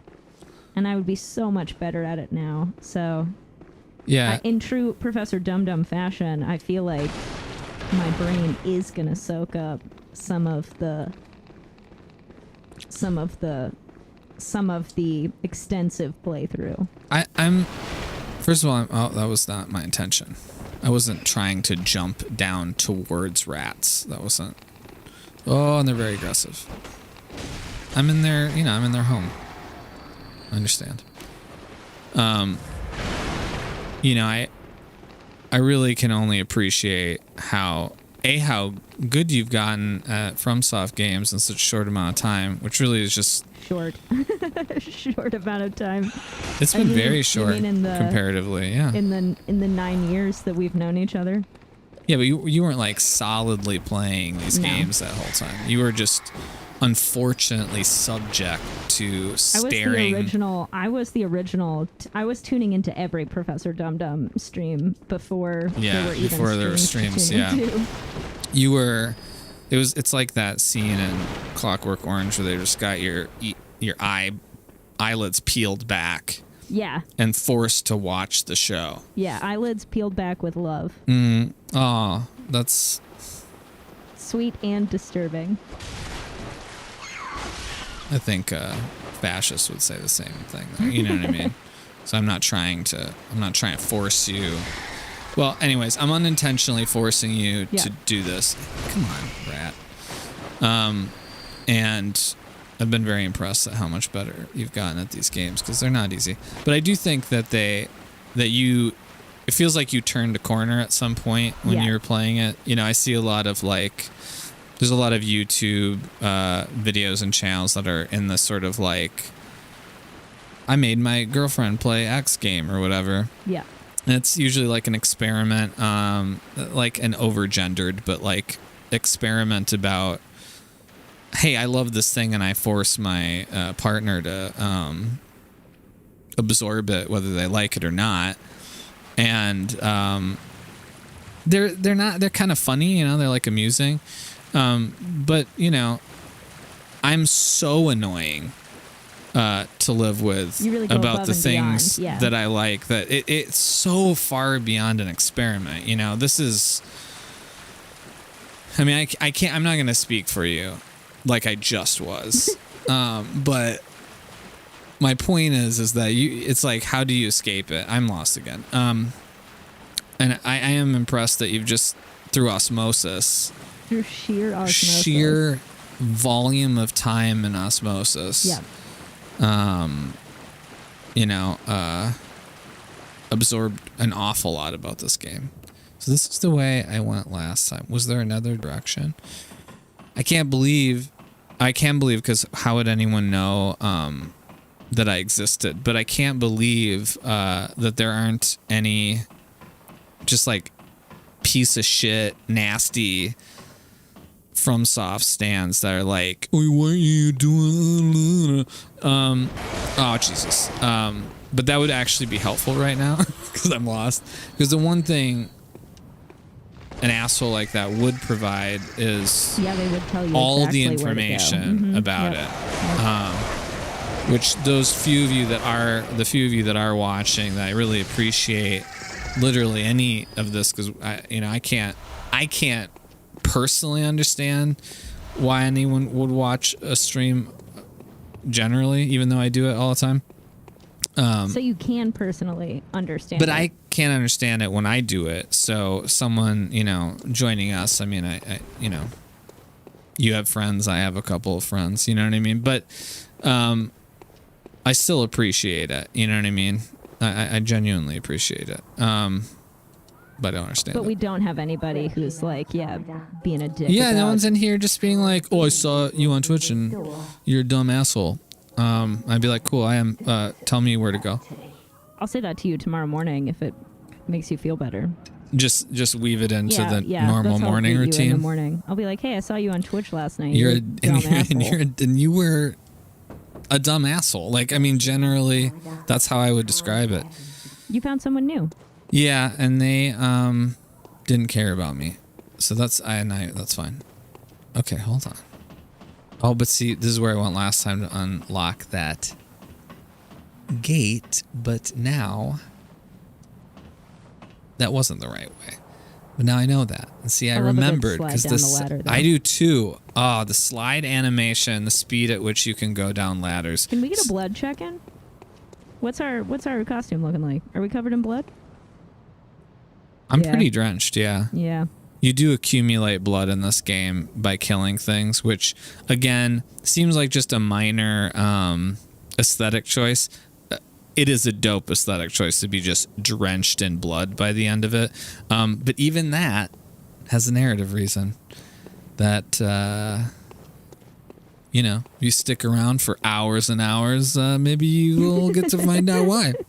Hey. You could play the game as well, or you could just stick around Sit here with us. as I play until my eyes bleed. No, I was wrong about all this. This doesn't. I don't feel like I'm any closer to knowing where to go now. Okay, so I came up that ladder Yeah, in we the need sewers. to be methodical here. You came up that way. And I can go back is- in the sewers. I really thought that this was it, because you are supposed to go up a ladder. But see, all this does, though, is this takes we open this door and there's nowhere else to go. And she's like, "Hey, find my daddy." And you're like, "Cool, I'm going to find your dad." Yeah. I am a stranger. You've never met me. It sounds like there's a tragic story unfolding here. And I will find your dad and nothing is going to be wrong. You sit tight. What did you say about definitely. your mom? Yeah, Your mom based on the just wearing environment. a red brooch, and that's how I identify her body. But don't worry about that. It's not going to be a body. It's going to be your living mom. Yeah. There's no way that that was foreshadowing something worse than finding your mom. No, this story's for sure going to end well. Mm-hmm. What's past hey, what's past hey. the carriage here? Hey, your friend's gone because I sent him into a hole earlier. Oh, I'm gonna die. Oh my God, that guy has such reach. It's so dumb. This guy has so much. Why are they still hard to me?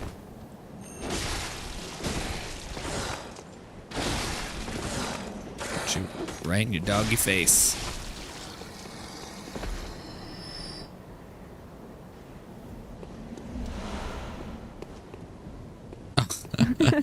That's so funny, Nex. I know. You know what's funny about this stuff is that, I've always been like kind of an early adopter of tech and things like this, but as you get older,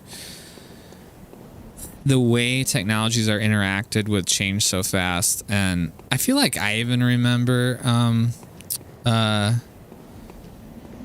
like watching a stream for the first time, and I was like, I don't know how I interact with this, or if I should. I'm like that at like shows too, where like I I don't want to go to a comedy show because I don't want to talk. I don't want to be seen or talk to anybody. So I will just like put myself in the very back of everything. Life to me is a stream where I'm still worried that everyone can hear me all of the time. Yeah, no, I feel you on that 100%. If you love happy endings, then you're going to love this game because it's the happiest of endings. Yeah. Well, it's certainly endings. Or is it?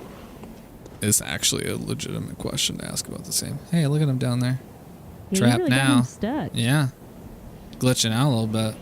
Looks mean, but pretty harmless unless I fall into that trap, which would definitely be my end. I mean, come on. I can't You gotta figure out where to go. You gotta figure out where to go. You need to like go to a high point, take stock of the lay of the land. We need to get the Bloodborne GPS out. Oh my gosh, I'm getting trolled in my house. In my own house. You're not popular enough yet to have trolls, so someone's got to do it, and I'm the closest.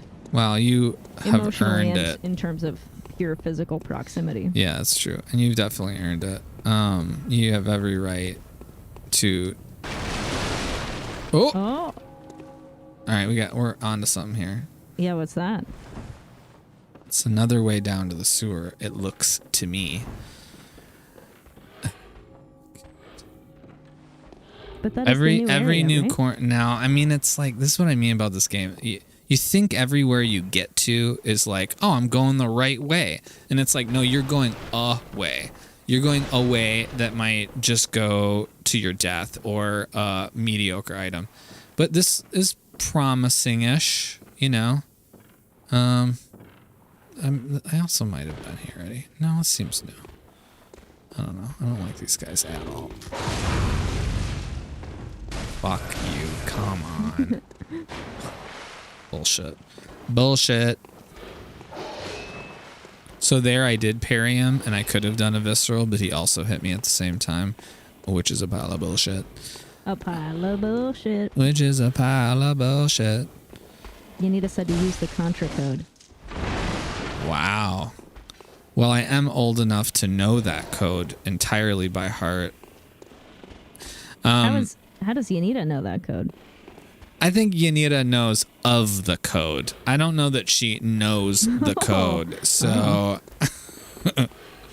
Yanita, if you know the Contra code, type it in the chat. No, it's too late, man. You could look that shit up. I don't buy it. No, honor system. I trust Yanita. I know she would tell us if she looked it up on the internet. Nah, chat's anonymous. You can say whatever you want. Not when you know people in real life. That's true. Man, this got really boring. Contra and Bloodborne were listed as the top 10 hardest games of all time. Yeah, so that tracks. I think all those early NES games, which is the system that I really... Cut your teeth on? That's like a cool way of saying that. I was going to say... just made me obsessed with games. You know, it was the thing that I wanted to do more than anything, which, you know, I think is interesting in retrospect.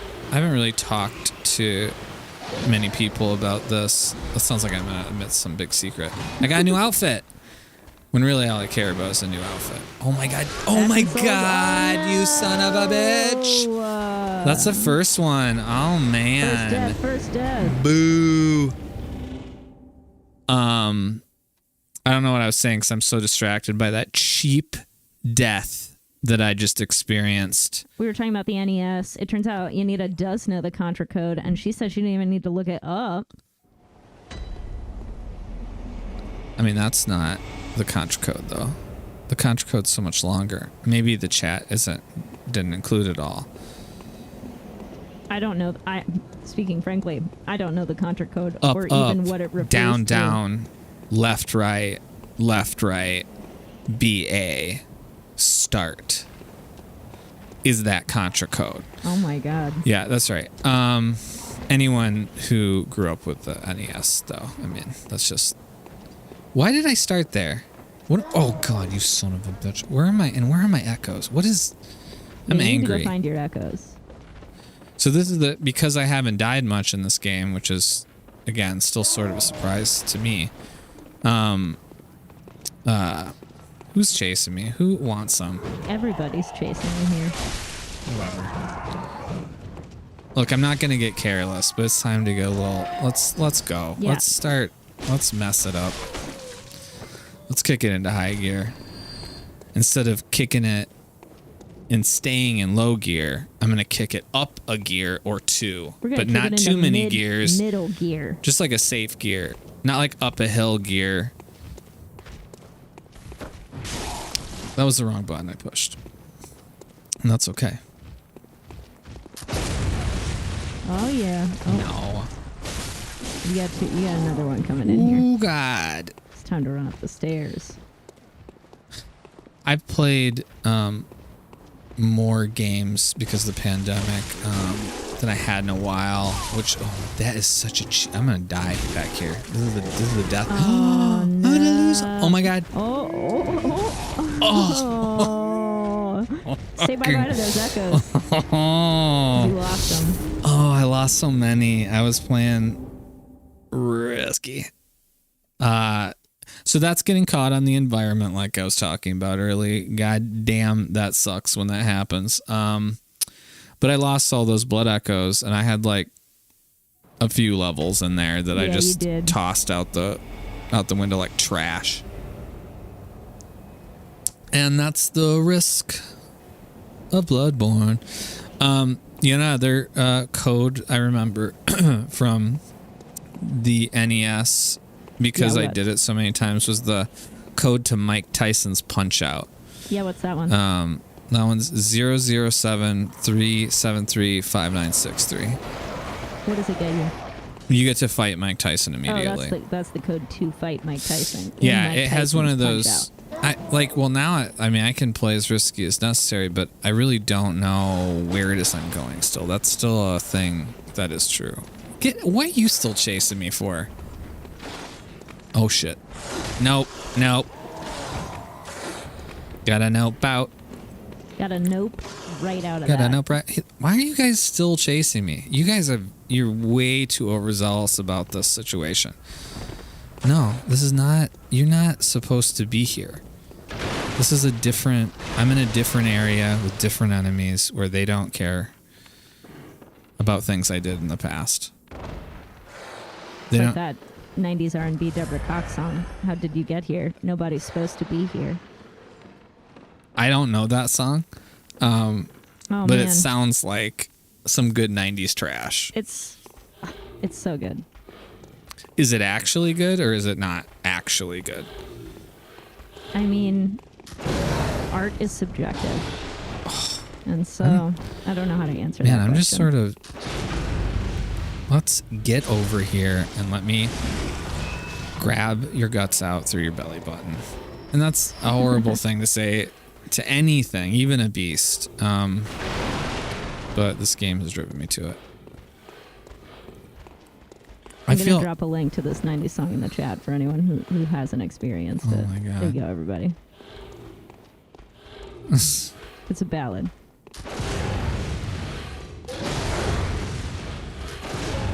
I'm just trash right now. I'm trash and I can't find my way out. I'm a bad host. You're not a bad host. Because instead of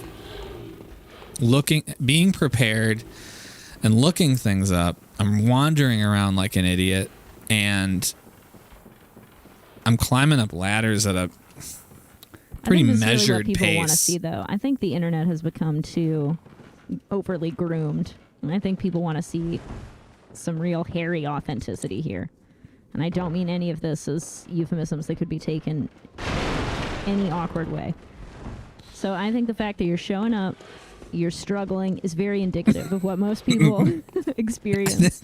I think the fact that you're showing up, you suck at it, it's trash, it's hard to watch, and it's questionable by all accounts, is exactly Yeah. The kind of thing. I shouldn't have aggroed just every rat. Oh, what is it? How do I get down there?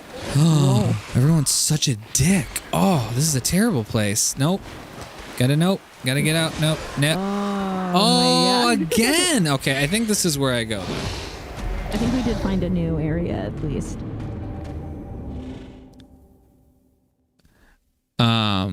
I wanted to work on games. I would love to work on games. I mean, it's one of those things. I think you get older and you're like, I can't learn anything more, or That's I not won't true. learn anything more. Yeah, No, I mean, your channel says you're just dumb enough to learn. That's your bio, my friend. So.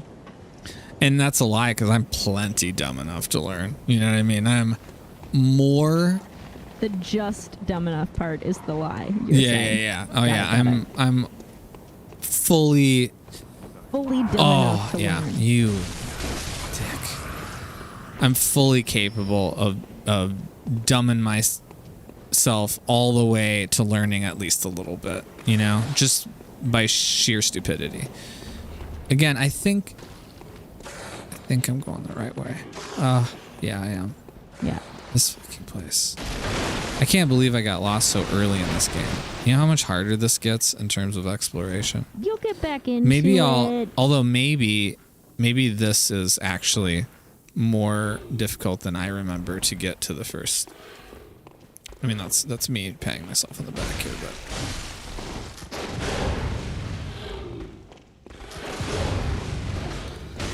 The other thing is, I don't want to use my bullets because, you know, I need those bullets. Ooh, God. I don't even know where I'm going. I thought we found the way. But now I'm turned around. This is what happens.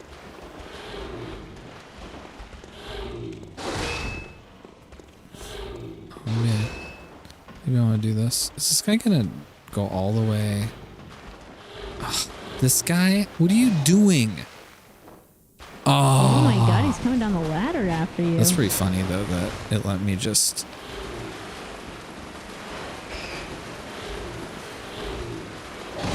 Oh no! You got? Can I just? Holy shit! This sucks. Run up the ladder, go as fast as you can. It's like a game of tag right now. It's a terrifying game of tag. Yeah.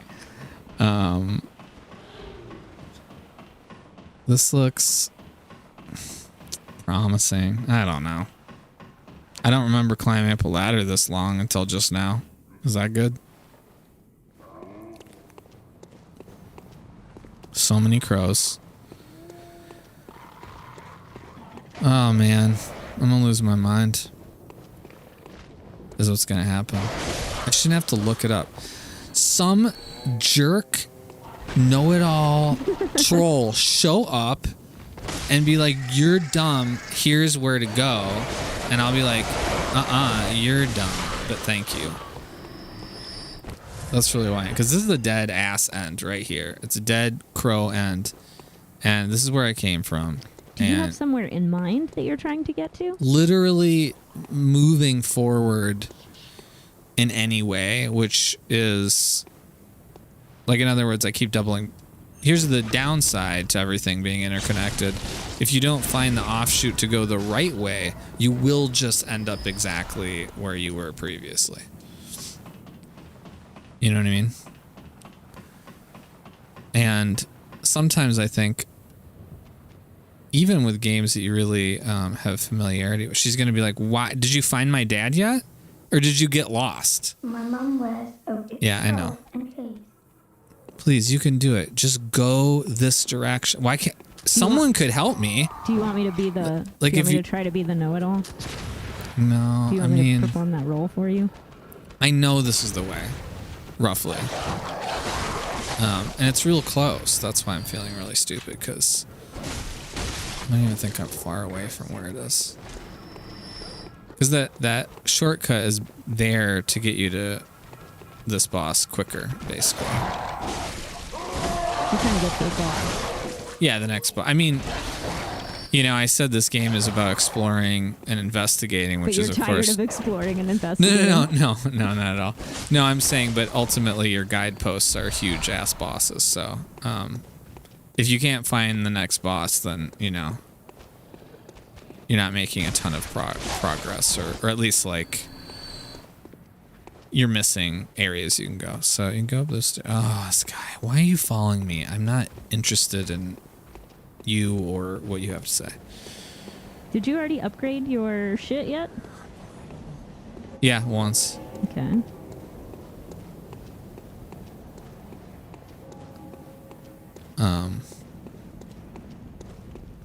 It sounds like we're trying to go to the sewers. Are you reading? No, I'm summoning ancestral knowledge about the map of Bloodborne. That would be extremely interesting and helpful. The souls who have ever played Bloodborne, and I'm getting something. I'm getting something. A ladder. A barrel. You should break it. A sewer. You're gonna die. Well, no shit. Maybe I should just go. Maybe what I'll do is I'll just go along this whole sewer. Like I'll just, like as though I want to be here. I'll like go down there. Mm-hmm. I'll get in it. Not trying to avoid it anymore. Let's make friends with the sewer. Let's kill a lot of rats. That'll be annoying. Oh, see, there they come. Oh my god, I didn't even see that. See, this is what I get for getting cocky about the sewers. Oh my god, the reach. The reach is so extremely long. Oh yeah, he's got my. Where we were, though. I know, but he's got my blood echoes, and I want him back. Well, he's gonna follow you down here, so. Holy shit! No. Oh Jesus fucking Christ! Running from my goddamn wife here.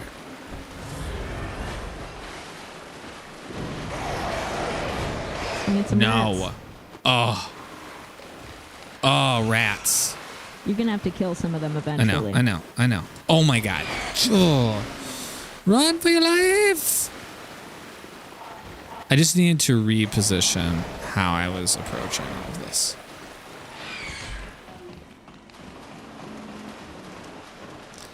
Where's that guy who has all my souls? Maybe we'll address him later. What about, like, what is this? Like, does that not get... Like, where does this go now? I didn't know that the sewers were so damn confusing. I felt very confident that I knew where shit was in the sewers. I don't know nothing. Yeah, you thought they were super straightforward like the rest of the game. Yeah. I just thought that the sewer was essentially a straight line, and it's not. It's not at all. There's guys shooting at me. Oh, I know where this is. Fuck those guys. No, you're not. Nope. Fuck this noise. Oh, fuck this noise.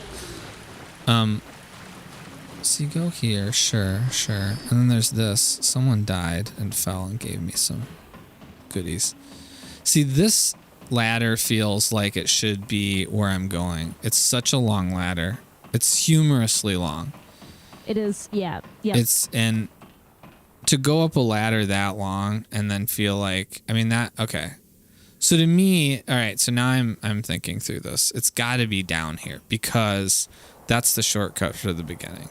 So it's basically saying like you want to get here so you can get a shortcut to a boss. So let's...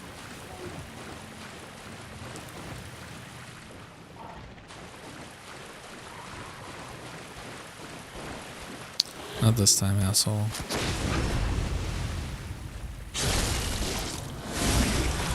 The visceral attacks are just so satisfying with all those blood spurts. I know. I mean, come on.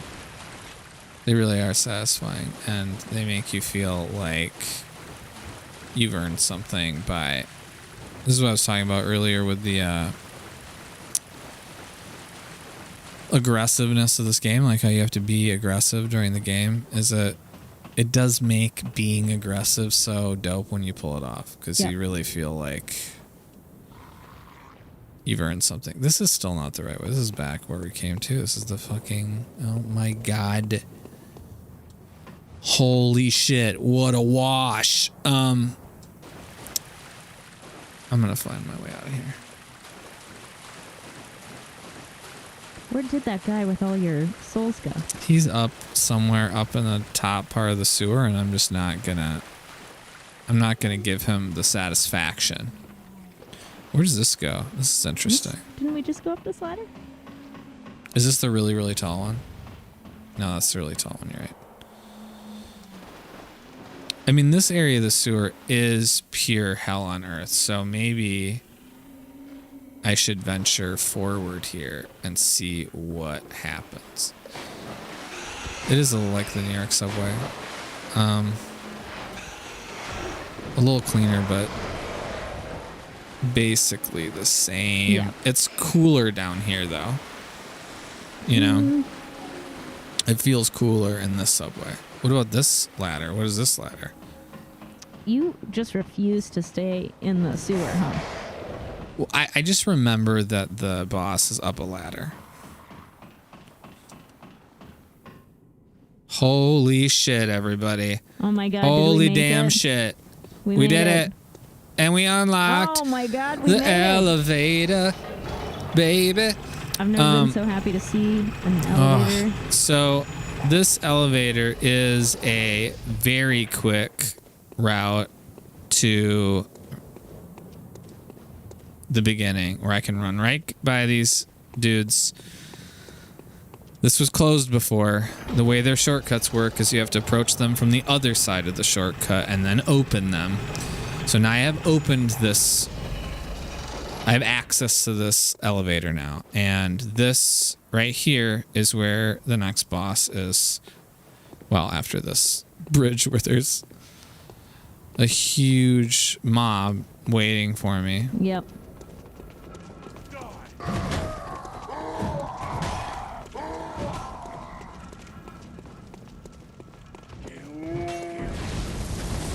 Man, they were really late on that, you guys. You missed your window there. They were so late, yeah. Obviously that ball rolls down can kill you. Oh, those guys are... I don't think they're guarding anything interesting. Okay, so... All right, everybody. This is the next boss of the game. I'm gonna situate myself because it is harder than the first. Well, I don't know. It's as hard as the other one. And as I said, all these boss fights are very intense. The idea is that you're probably going to do them many times unless you're really good, and then you just do it the first time. I'm not probably that good. I have faith in you. Well, that's very sweet. You can do it. You have faith that I can do this and that it is quality to be limping through your first stream. That's support. All right, so you come into this graveyard. And this is another thing you're supposed to infer with very little information, but he is dressed like a little like Gurman, who you knew was a hunter, and so this guy is hacking at one of these beasts with like a hunter's weapon. Beasts all over the shop. You'll be one of them, sooner or later.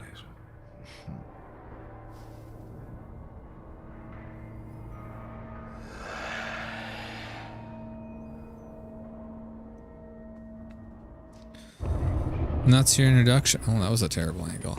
And he's like, so as a very different boss, he's a hunter. So this is so different from the other fight because instead of a giant beast that's a little slower than you and, you know, giant, you've got this agile hunter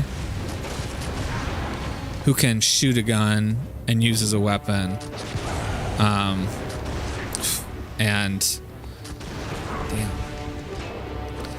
And he's a real test because this is what I was talking about before about the game being such a one-on-one battle.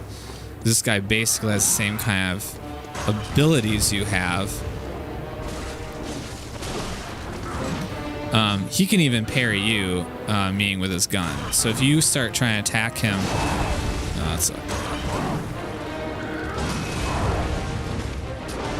the music's fucking amazing. This is where it starts to feel like a horror film. What's that smell? The sweet blood. Oh, it seems to me it's enough to make a man sick. So he's getting like drunk off your blood, basically. So this is like there's this hunter that's acting really strange who, if you haven't figured it out, is the father of that kid who said, go look for my dad. And some is wrong with him. Ugh. Ooh, you hung up on these fucking stones for sure. And now he's like changed his weapon, so it's longer.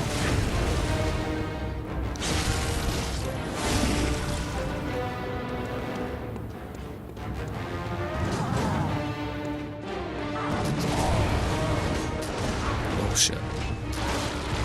Oh shit.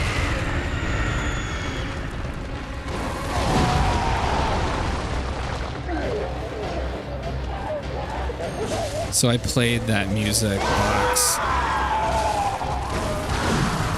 Oh no. Oh, he's so aggressive.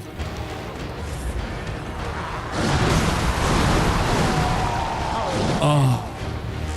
How do I even?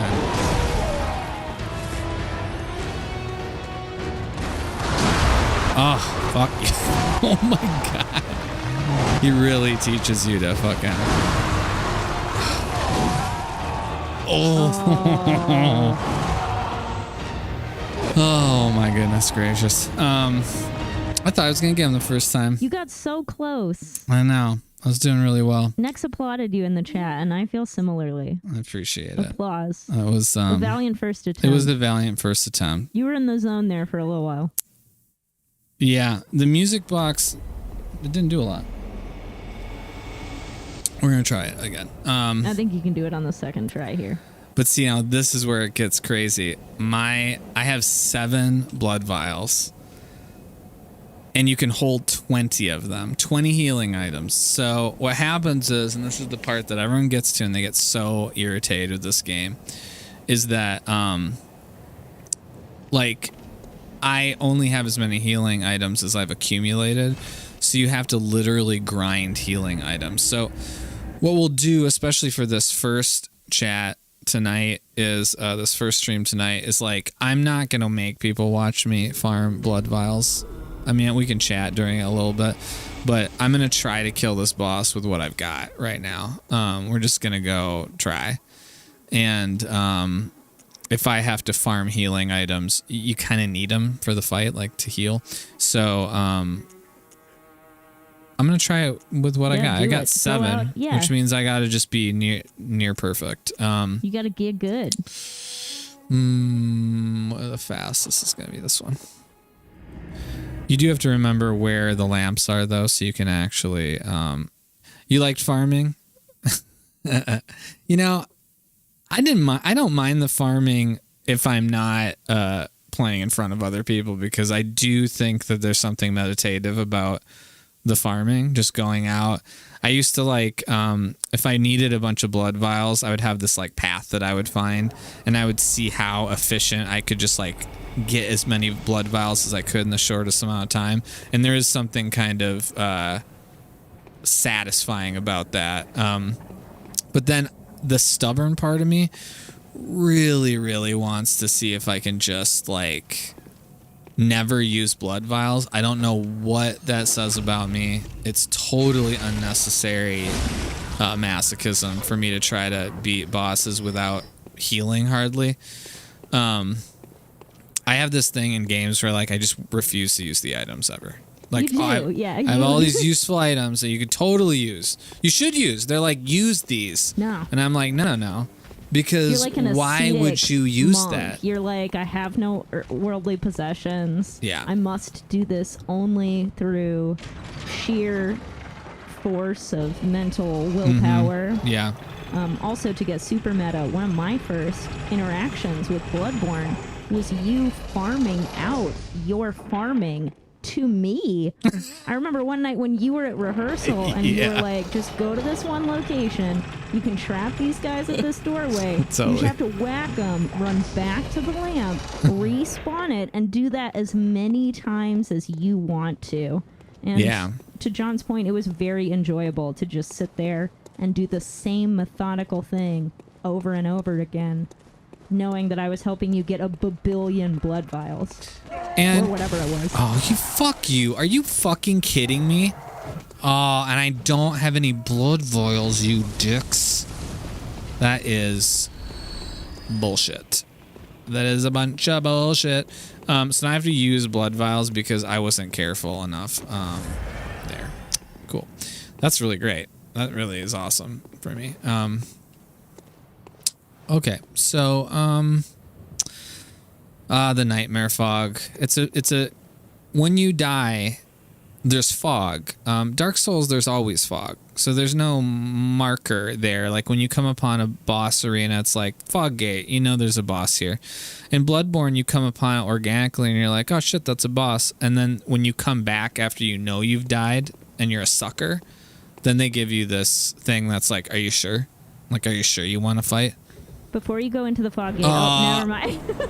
Fuck. Perfectly timed. Oh, we shot each other. Wow. Bitch, come on. Oh, what were you saying? No. We'll save it for afterwards.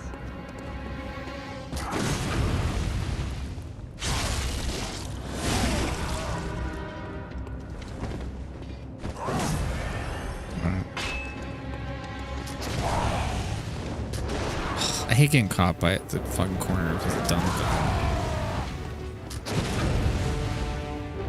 Oh, bullshit with that. You did not.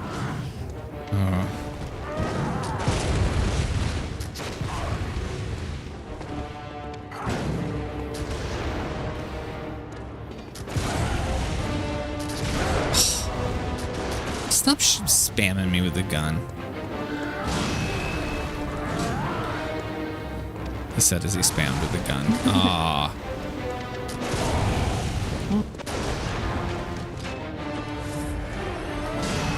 Really can't be used. Oh, that fucking attack.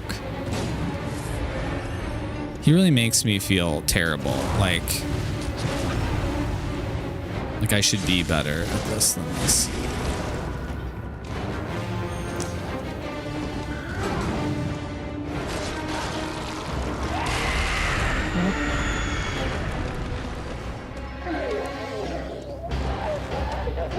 My God, I'm trying to get around you, fucking asshole.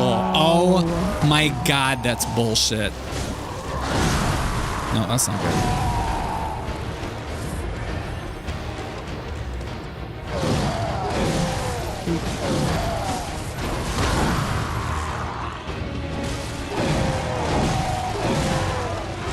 That's not good. Oh. Oh my God.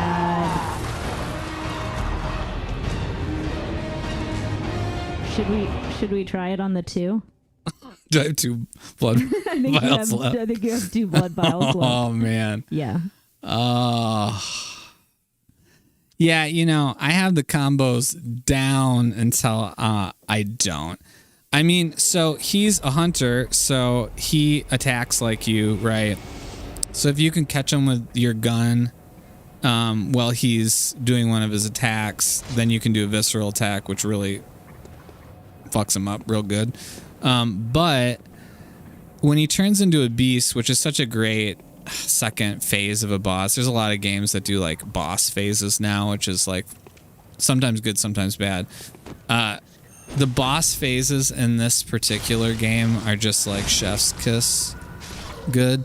I just love the boss phases. And Gascoigne's such a great introduction because you know he's this hunter and he's that kid's dad.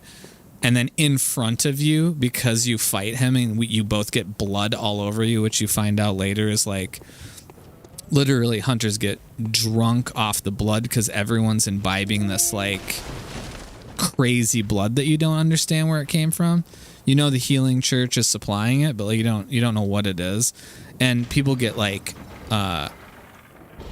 sick off of it. He literally transforms into a beast in front of you because he had enough blood and it was your blood in the fight, and his own blood. So it's such a dope introduction to the idea of like transformation, which is such a huge theme in the game. Yeah. For better or worse. Lots of transformation.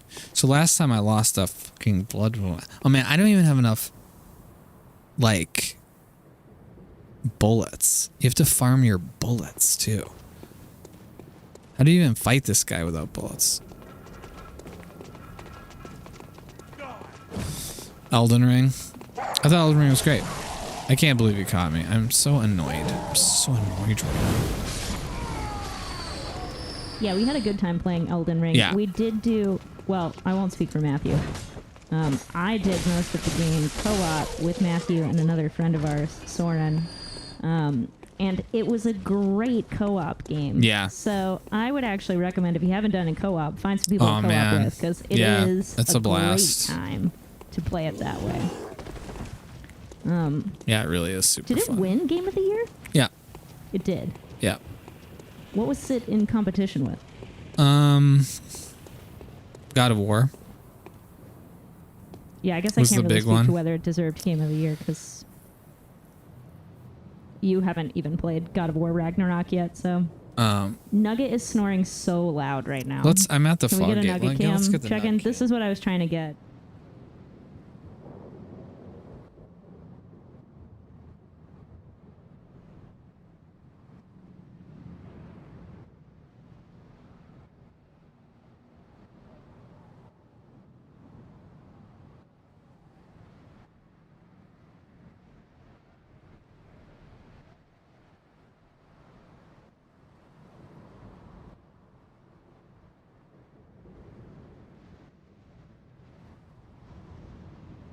Now that the blessings of the Nugget have been bestowed upon you. Oh, is this good luck? Yeah. It's not good luck that I'm just missing, all of the resources I need. Be conservative. Be patient. Don't take your own advice here. That's very funny. What? The iPad with the chat is like saying it's has no battery, but it has lots of battery. It's a liar, is what I'm saying. Okay, he's a good pup. He's a very good pup. He's also a huge asshole. He's a dick, actually. He's That's why he fits giant in asshole. But it's with this perfect household. for this household full of Play assholes. conservatively. Watch for the patterns. You can do this. Oh, sure. If he fucking shoots me right out of the gate. He didn't get you though. He's. You got dodge. You cheap.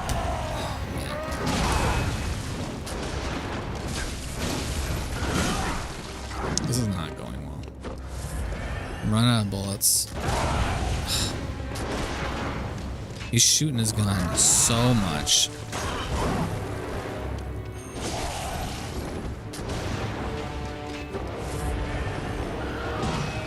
Alright. I wonder if I can bait him into...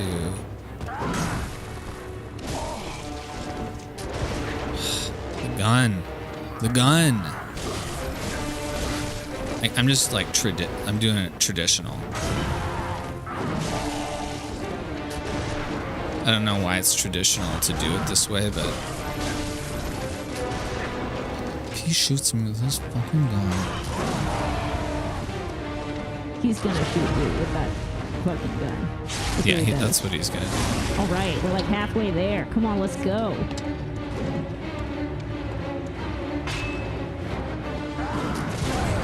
Wasting all my shit on shit. That's cheap. One blood photo. Oh no. Trash. This is trash. That wasn't it. That wasn't the move. What was that follow-up nonsense? Goodness gracious. He's so cheap. Oh, and he's shooting his gun.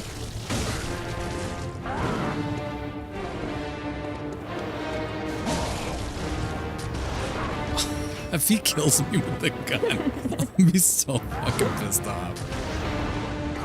Too proud to show your true face, eh? What a sporting hunting. That's fine. That's completely fine. I have no problem with that. You have no feelings at about all. it. No, Nope. definitely not. I'm not angry at all. I don't feel anything. I might even like it. Sure, it's great. I love it. It's fun to get killed when you have no intention of it, and when you have to go back to farming blood vials. I'll tell you what, chat, and by chat I mean friends that are supportive, and it's sweet of you to show up. I have to farm now. I have to do a little farming. I would never do this on chat, but since it is my first chat, and I have to farm anyways before the next chat, which I should probably politely do offline. I am going to maybe talk a little bit more about Bloodborne while farming. Now I have to figure out who gives... Yeah, where are we going for farming? I think these guys give them every time. So we're going to see here. Not you. Oh yeah, I should just die to this guy. That's good. You guys, all right, one. We got one. I think these guys give. And they're not easy, which is cruel.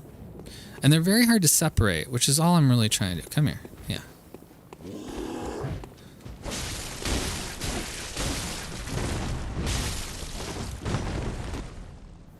They're very easy with bullets, which is even more of a shame. Yeah, you gotta farm some of those too. Yeah. Not if I die. Not if I just straight die.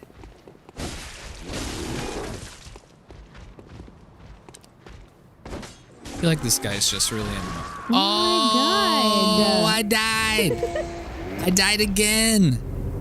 Wow, That's not very good farming. I mean this so lovingly. You're really sucking it up tonight. Wow. I mean...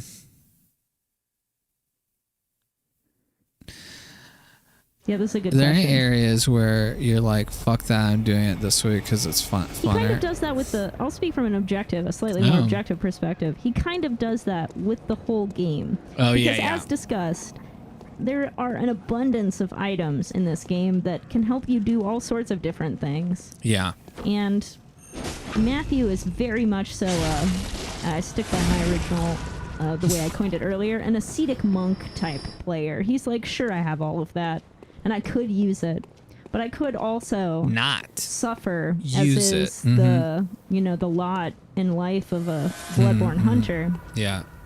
Who am I to make it easier? To his credit, he has really accomplished some amazing things while using absolutely none of the items that you're supposed to use. Yeah. I mean, like now, I don't even know what I'm trying to do here because you're trying to farm. I know, but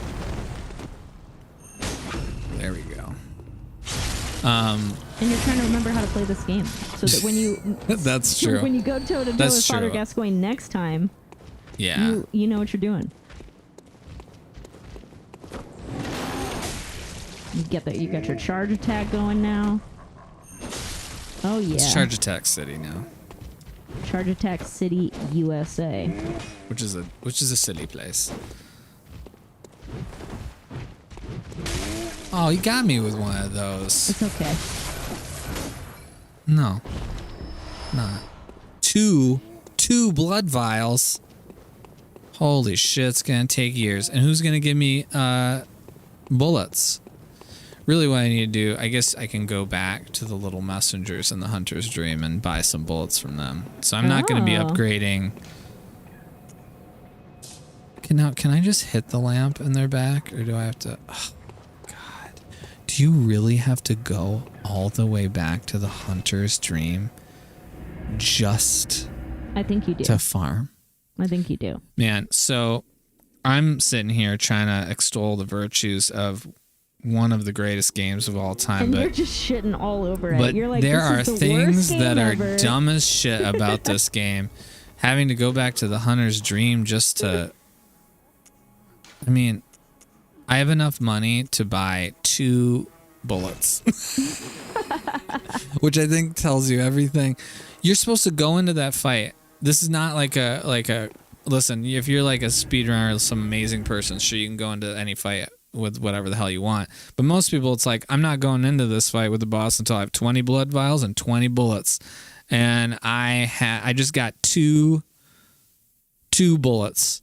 Yep. So, but and you have to understand what that buys you then is one attempt at the boss again. So you could, as I did the first time, use all your blood vials and all your bullets that first time, and then you have to farm again. So what John was saying earlier is sometimes you're just like, you know what I'm going to do for an hour and a half? I'm just going to farm. Yep.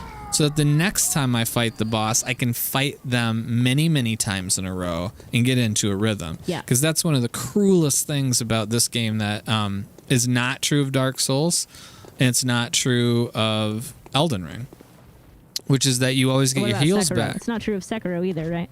Yeah, you get your... Well, you don't... yeah, the gourd. Yeah, no. See, I used the bullet. That was dumb as shit. I can't help myself because that's the smart way to fight them. Should you be using your long saw cleaver? Like that? Yeah, I'm asking. Are you Will just- that be helpful? Oh, I thought you were looking something up. No. I'm backseat I don't know. coaching I mean, now. they still have more of a reach. You can keep them at bay a little bit. Does the saw cleaver do more damage when it's in its... Yeah, it's slower though.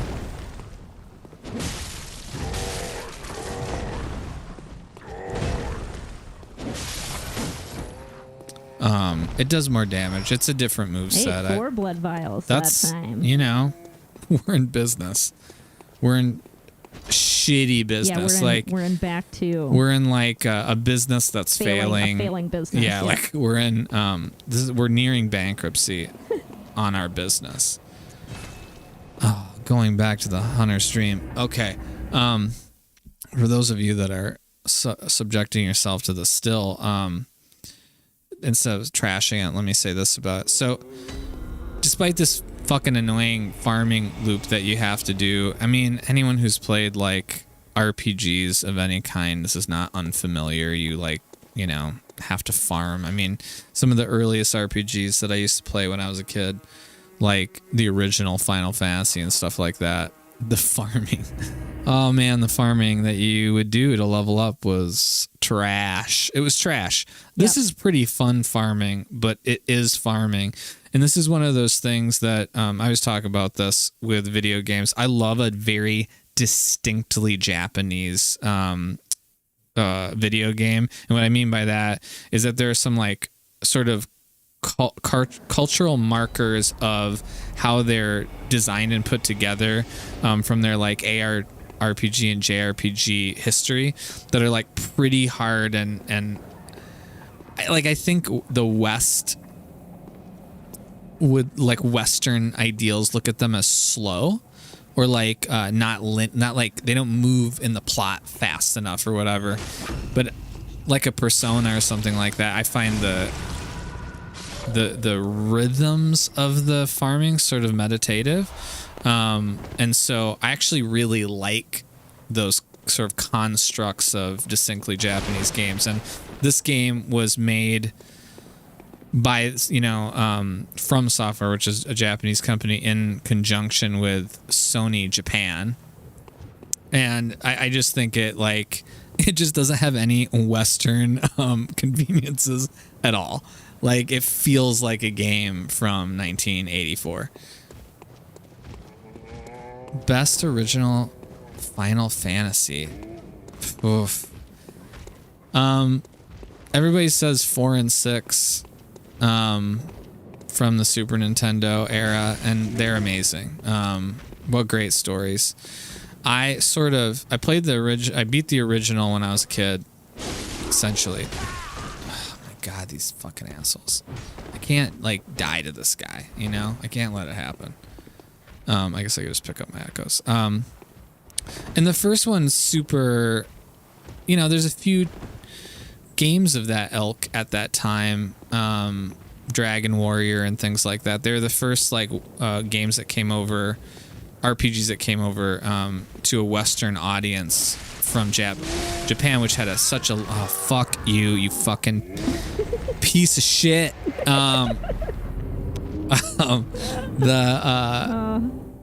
These games like Dragon Warrior and I'm trying to think of other like Ultima and some of these games.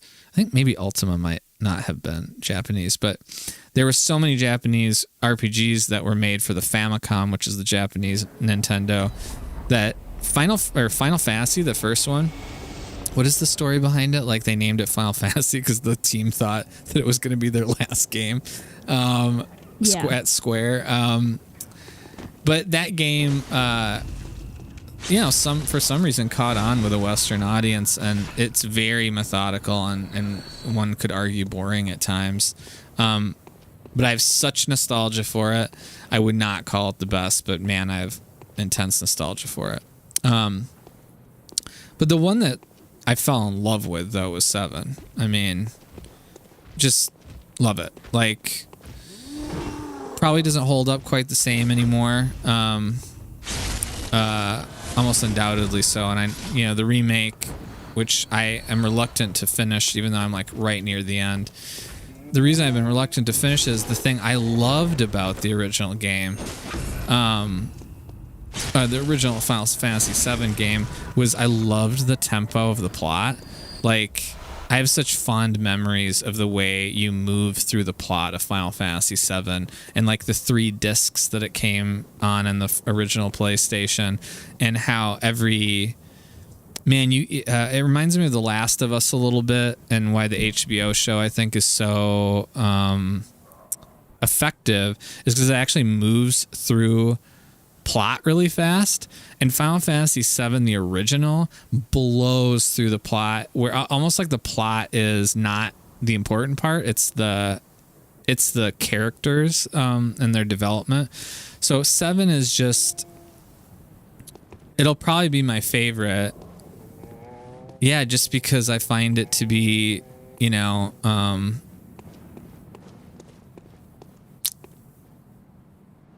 sentimental in just the right ways, if that makes sense. Oh, that's right. Thought I was going to the boss, but I'm farming. And I'm like a sucker for sentimentality if it's really well done, and I hate it if it's not. Like, and I think Final Fantasy VII is so weird and so like the plot that's going on around these charming characters is so batshit crazy that the sentimentality of the characters and their relationships and like what's happening to them is really, really, really effective. And then Final Fantasy 9 is I really don't love the art style of it, but man, that story is really, really good, and one of my favorite characters of all time. Vivi the Black Mage is like such a cute character design. That one's actually really good too. So your answer is like 5? No, no. My answer is 7 is my favorite. But see, when you're old like me, all of it is nostalgia. So it's when not you're old like when you're old like me. The video game I look a little. Played. I hate looking at myself, but I feel like I look like a 45-year-old divorcee or something like that. Like a. Are you trying to tell me something? No. I'm talking about my outfit.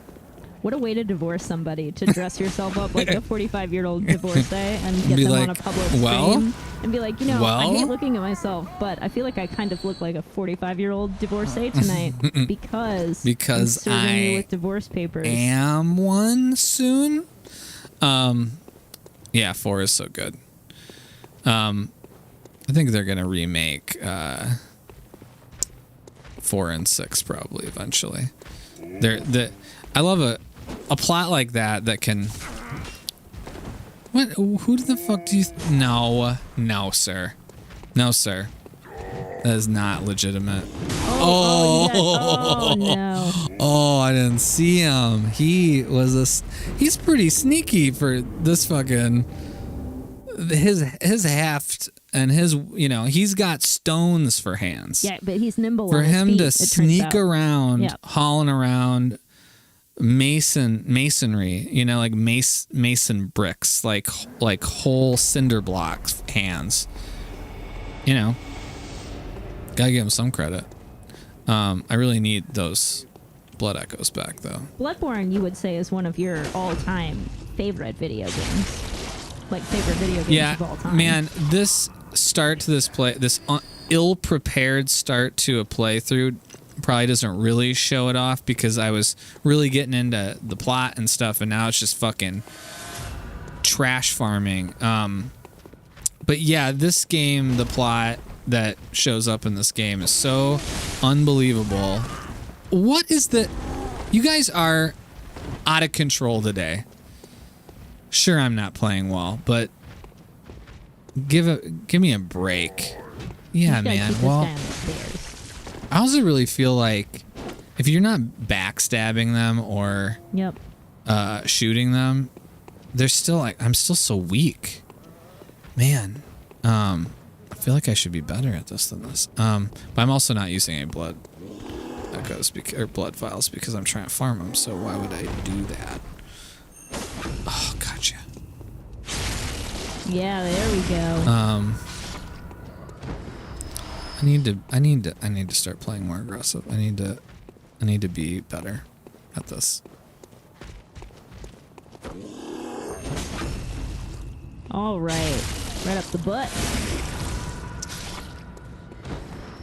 Right up your butt. Mm-hmm. We're getting back up there now. I have 5 bullets though. Like, those it's you just can unbelievable. It's unbelievable. Later in the game, I will say this in defense of, again, let me talk a little bit about why this. Oh, you were farming him for a while? Oh, yeah. I don't, listen. In defense of the game, not even that far down the road, you really, really start to have plenty of money to just buy vials. Like, you don't need to do this. You don't even need to do it.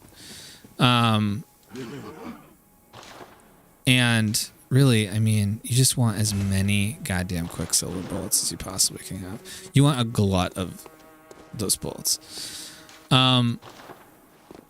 So it's this beginning that starts so slow, which sucks because the story is so good just a little ways in.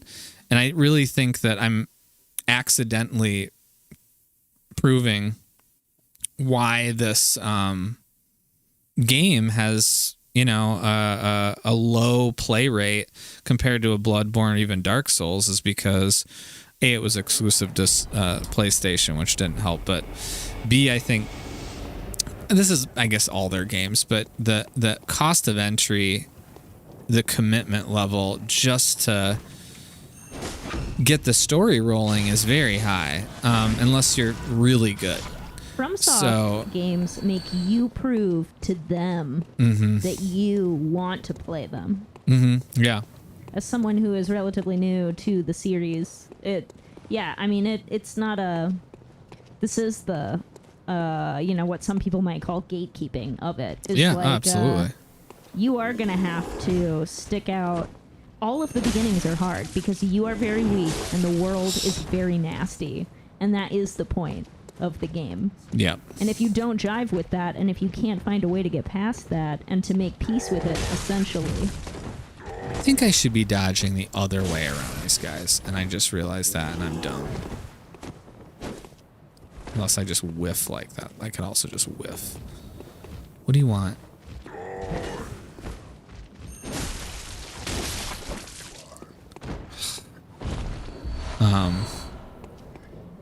You haven't beat the game yet. Oh my god. Yeah, you get way more vials. It's not even a question. Literally, like, and also more than any other game that exists, I would say the DLC for this game is mandatory.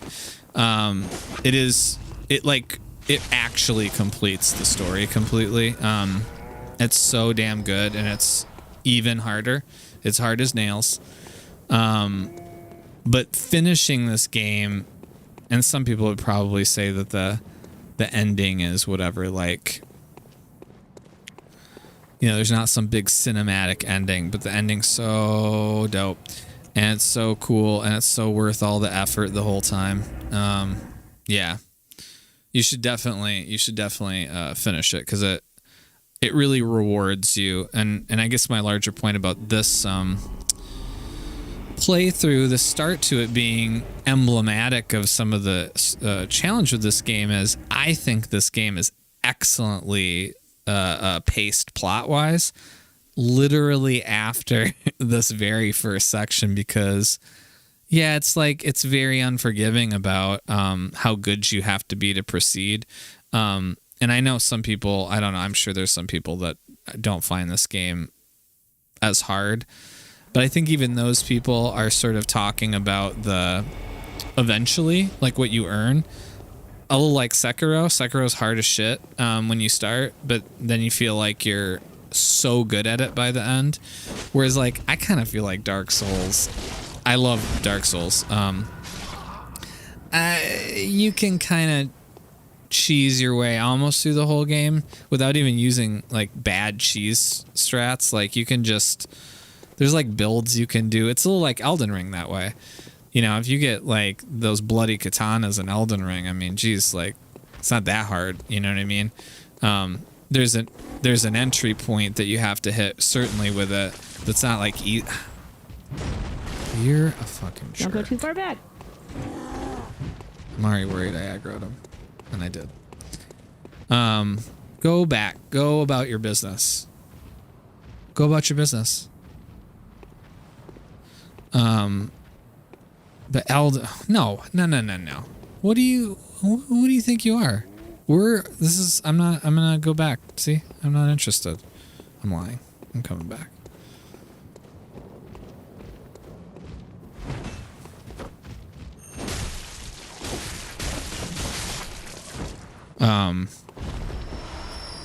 These games are about enduring, though. They really are, especially at the very beginning. And especially Bloodborne, I do think more so than the other ones. Yeah. Because you are vulnerable, especially at the beginning, but it is supposed to be an aggressive playstyle. Shining coins instead of blood vials. That's bullshit.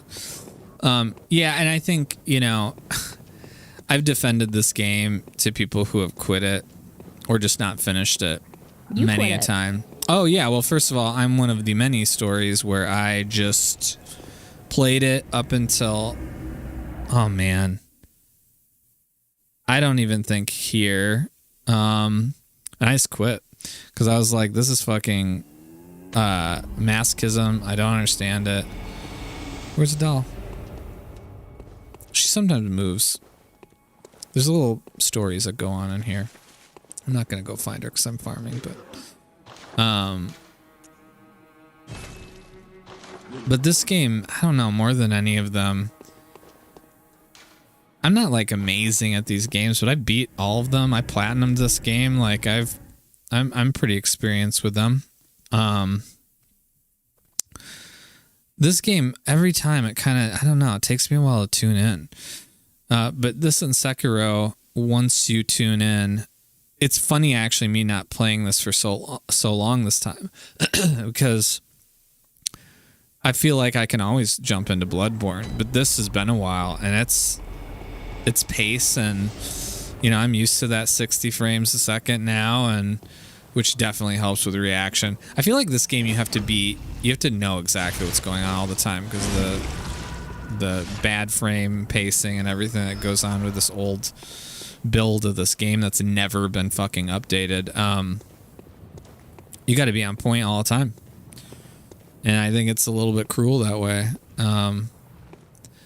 But the payoff is one of the dopest stories and coolest sets of bosses that any game has ever produced ever.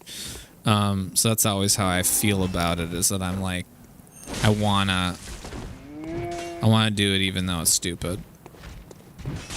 Ugh. Fuck you and like. Oh my god, punch me in the face. No. I got almost all of it back. Like I have memories of going through this game and just fucking wrecking everybody in this game. That feels like a distant memory right now.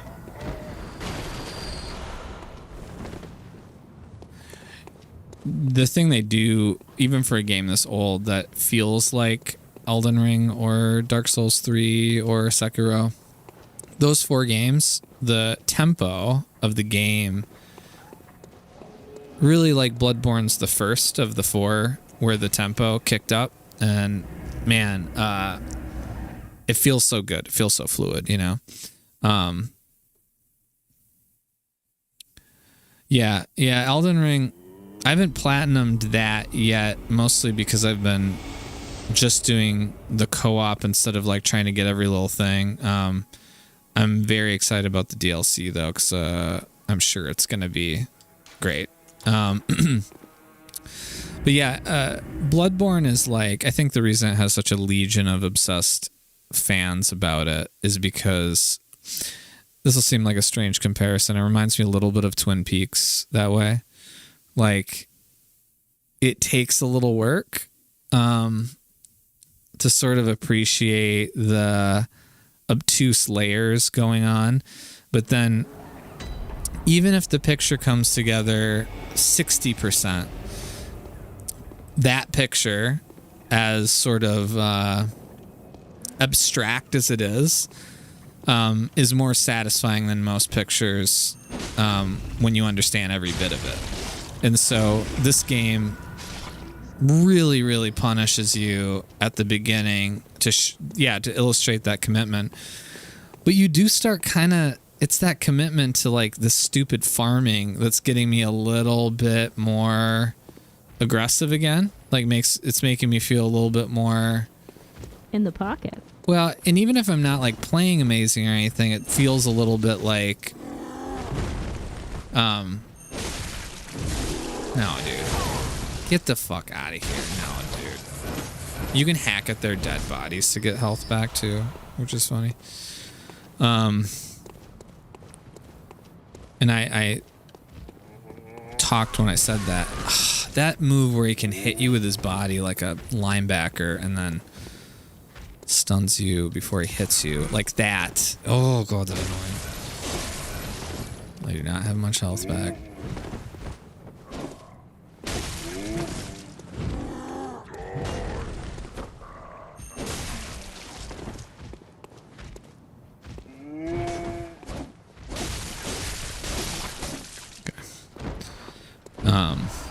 Sorry, that took too much focus. Jesus.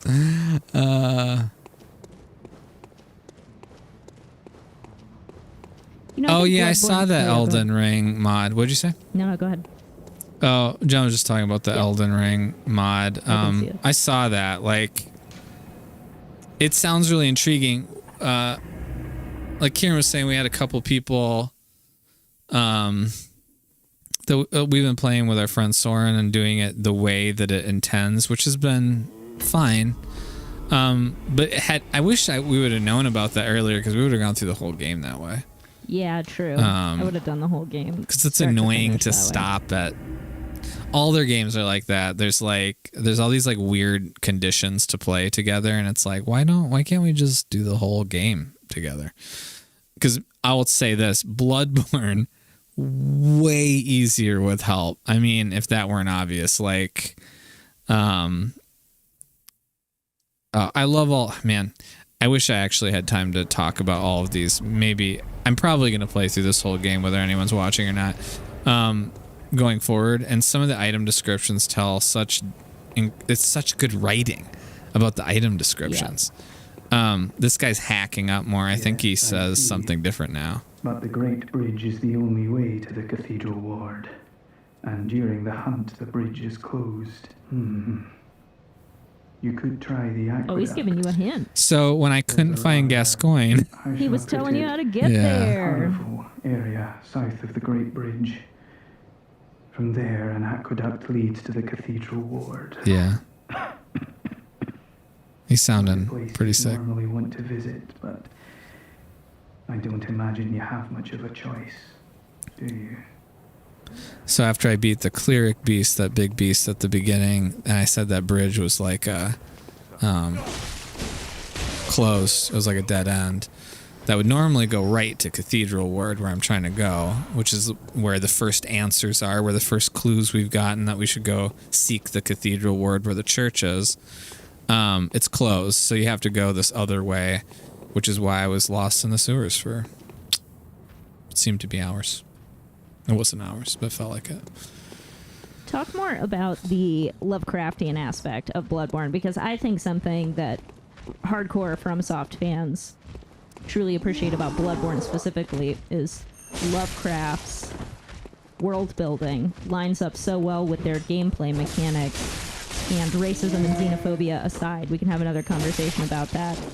But like the cosmic horror scale of Lovecraft's fiction is like a 1-to-1 with FromSoft games, and I think this game does it better than other FromSoft games because it. Well, you know, the all their games definitely have all these like exciting, crazy,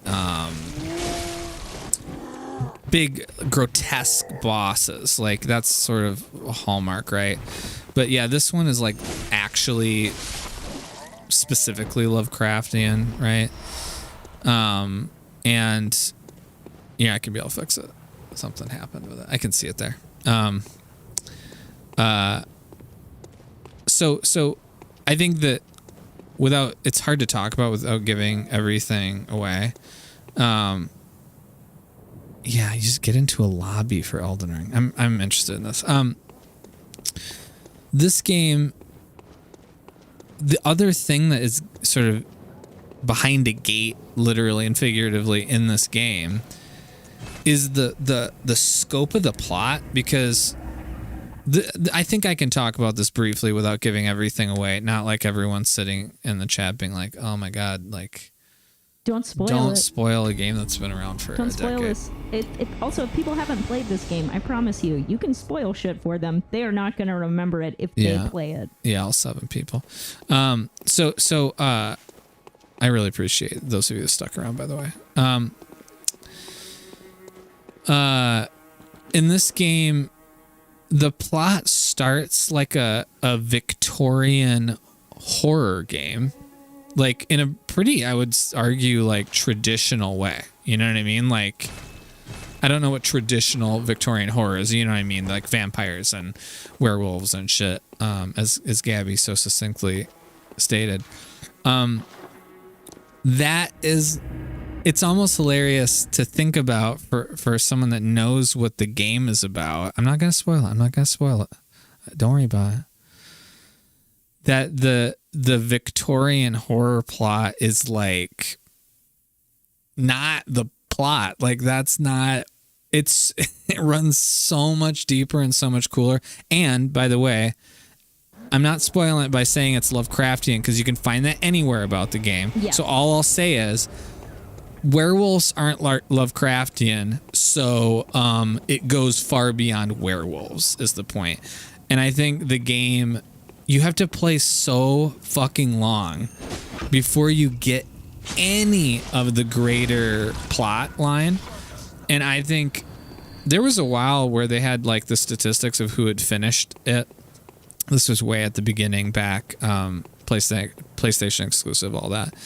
And the numbers were hilariously low. Like, people did not know how this game ended. They didn't know what it was about. And when you know what this game's about in the end, that's a hilarious thing too, because it is so completely crazy in terms of plot that it's wild that most people don't even know what the plot is. Again, my point is, you have to earn it, but what you earn is like so worth it. All right, so I've got 20. Let's fucking go. Should I try one? Let's fucking go. Let's go here. Let's do it. All right, everybody. All right. Yes, I've gotten all the endings. You don't get all the endings unless you you don't get a platinum unless you do all the endings. And there's 3 pretty distinct narrative choices that you get to do and to get to make. And I always hate in games when games give you like dialogue or narrative path choices, but they don't mean anything. This game, that's not the case. They mean like the endings are significantly different. Even though they don't, like, again, there's not like some big cinematic that they're. And last time these guys kind of. No, dude. Whoa, whoa.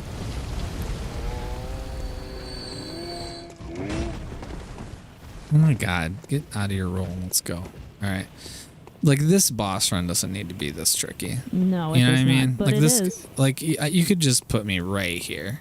Am I going the wrong way? Is there a faster way? Am I stupid? Am I a dum dum? All right, we already know that. All right, let's do this. You're the professor of Dum Dums. Oh God, help me! Yeah, let's go. Let's go, baby. Oh yeah. Oh yeah.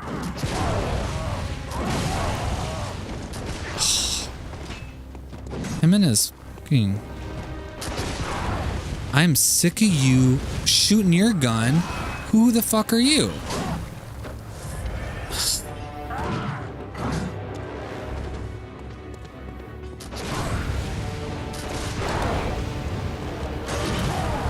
Oh my god, I'm not catching with anything right now. Oh, I didn't do that. What is that? You can like. Alright. I don't know how he caught me with all of this. Yeah.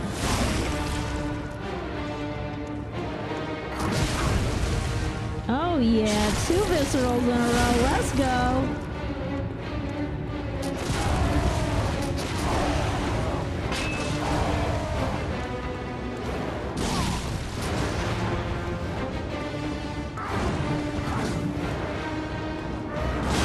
Oh, bullshit. Oh, using so much shit. Oh, that attack is so cheap. Through the tree. Come on now.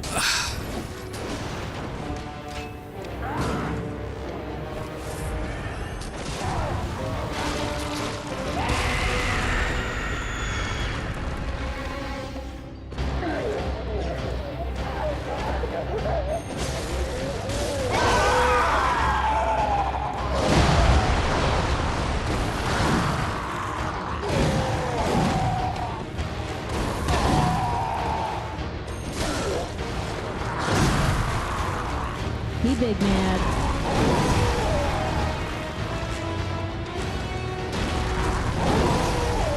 Where are you going? Where are you?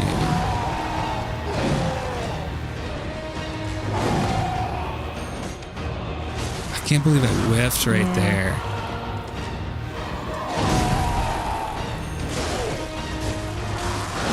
Get out. Don't get cocky. Don't get cocky. Oh. Oh. Baby. Oh. Oh, it was so. I hate getting caught in that back spam loop, baby. How are we doing? I was not monitoring resources that time. Are we going for another run? Yeah, I'm gonna go for another round. I don't have enough bullets. I don't have enough bullets. Nugget, go lay down. How are you gonna be on the Nugget cam if you're over by me on my cam? All right, buddy. I'll go let him out while you. All right, cool. We're gonna try this again. We're gonna go. We're gonna do it. I know it was. It was brutal. I should have been better than that. But I mean, as with what I was saying about these games in general, like, you do feel like you get really close and sort of earn, like eventually kind of earn the ability to kind of like breeze through some things. And I'm like, that one was not so bad, even though I died at the end, because I hate that.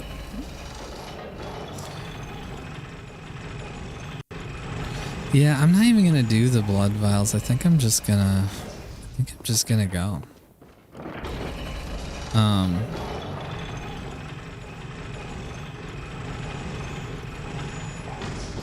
think I'm going to. Oh God, I hate this part too. I just want to be at the boss. Let me just be there. I feel like I also haven't mastered these boss runs yet, which really.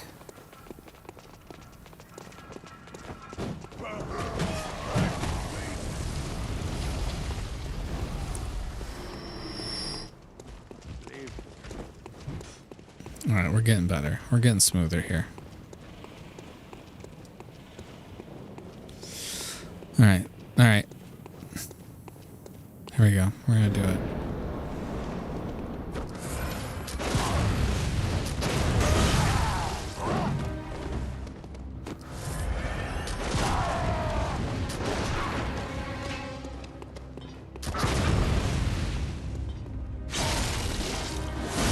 Yeah. It feels like if you're better than I am, you can get this asshole condo loop pretty good.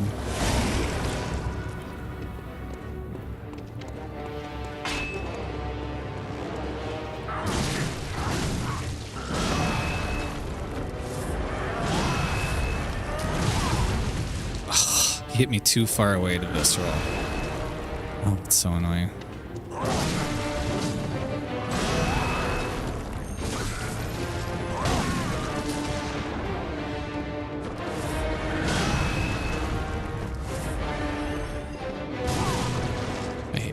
Especially.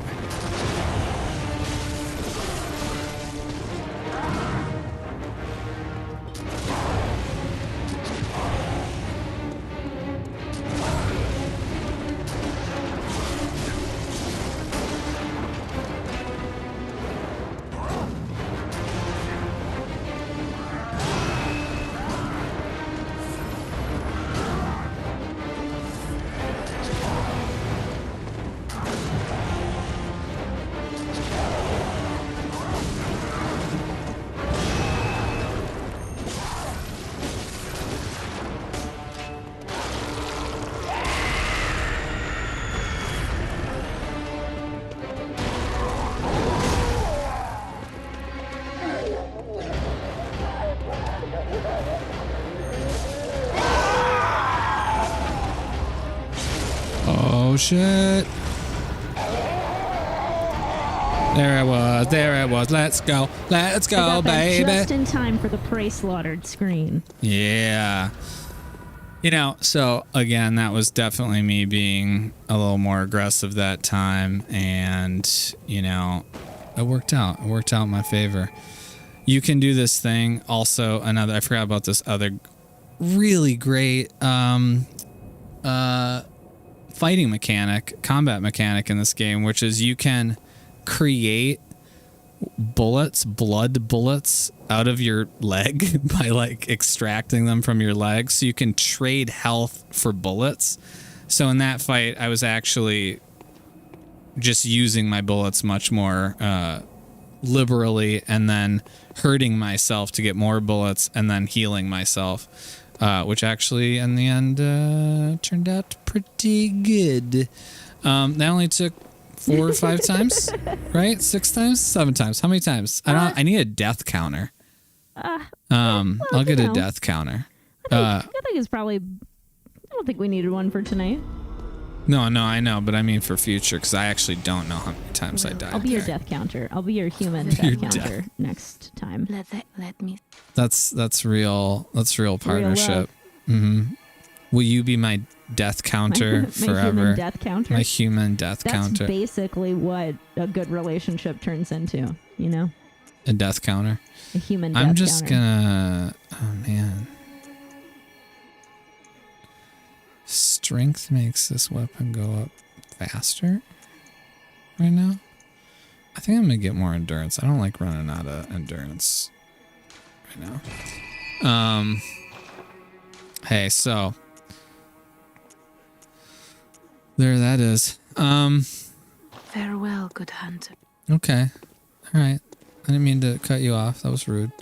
Why do I not have enough blood echoes to do another one? Oh, I should. I didn't even remember how to use the inventory in this game. Cold blood do. Cold blood do. Cold blood do. Hey girl, what Money in your that cold pocket. blood do? Well, what is it? What that cold blood do? Very well. Turns out it gives us enough blood echoes to get another level at this juncture. All right, we're just gonna do this. I don't even know what I'm upgrading anymore. Yeah. So I think we're gonna wrap it up for the evening there. The only thing I'll say, just to kind of wrap up the sort of plot explanation. So that hunter that was killed is the information you're supposed to get out of that, broader plot wise, is that, you know, you're here to hunt beasts right now as a hunter, and one of the only humans you run across, that little girl tells you about her dad who's a hunter who's out there, and you run across him and he turns into a beast, which is like bad foreshadowing in terms of the potential health of this ritual that's happening right now. That like they're calling in people to be hunters from abroad because their own hunters are turning into beasts. And that's basically what you know right now. And you just have to, you have to keep looking for more clues as to what's going on. It was a high note, wasn't it? Because I didn't die again. And you don't have to watch me farm anymore. The highest note. I will try to do some farming, though, between now and Sunday. Talk about next Sunday. Yeah, so I'm going to do this every Sunday with Bloodborne. The real purpose of this, for the few of you that are left here right now, is that I'm going to be actually doing an edited, full written show on YouTube that I'm working on right now. The streaming is just because I love video games, and that's like a very small part of the show. So I'll be doing Bloodborne. I'll probably do Skyrim after that. I don't know. The classics. And we're going to talk about them. We're going to go into detail. And I'm going to play all the way through. The only things I'll do offline is farming, just so I don't subject people to that.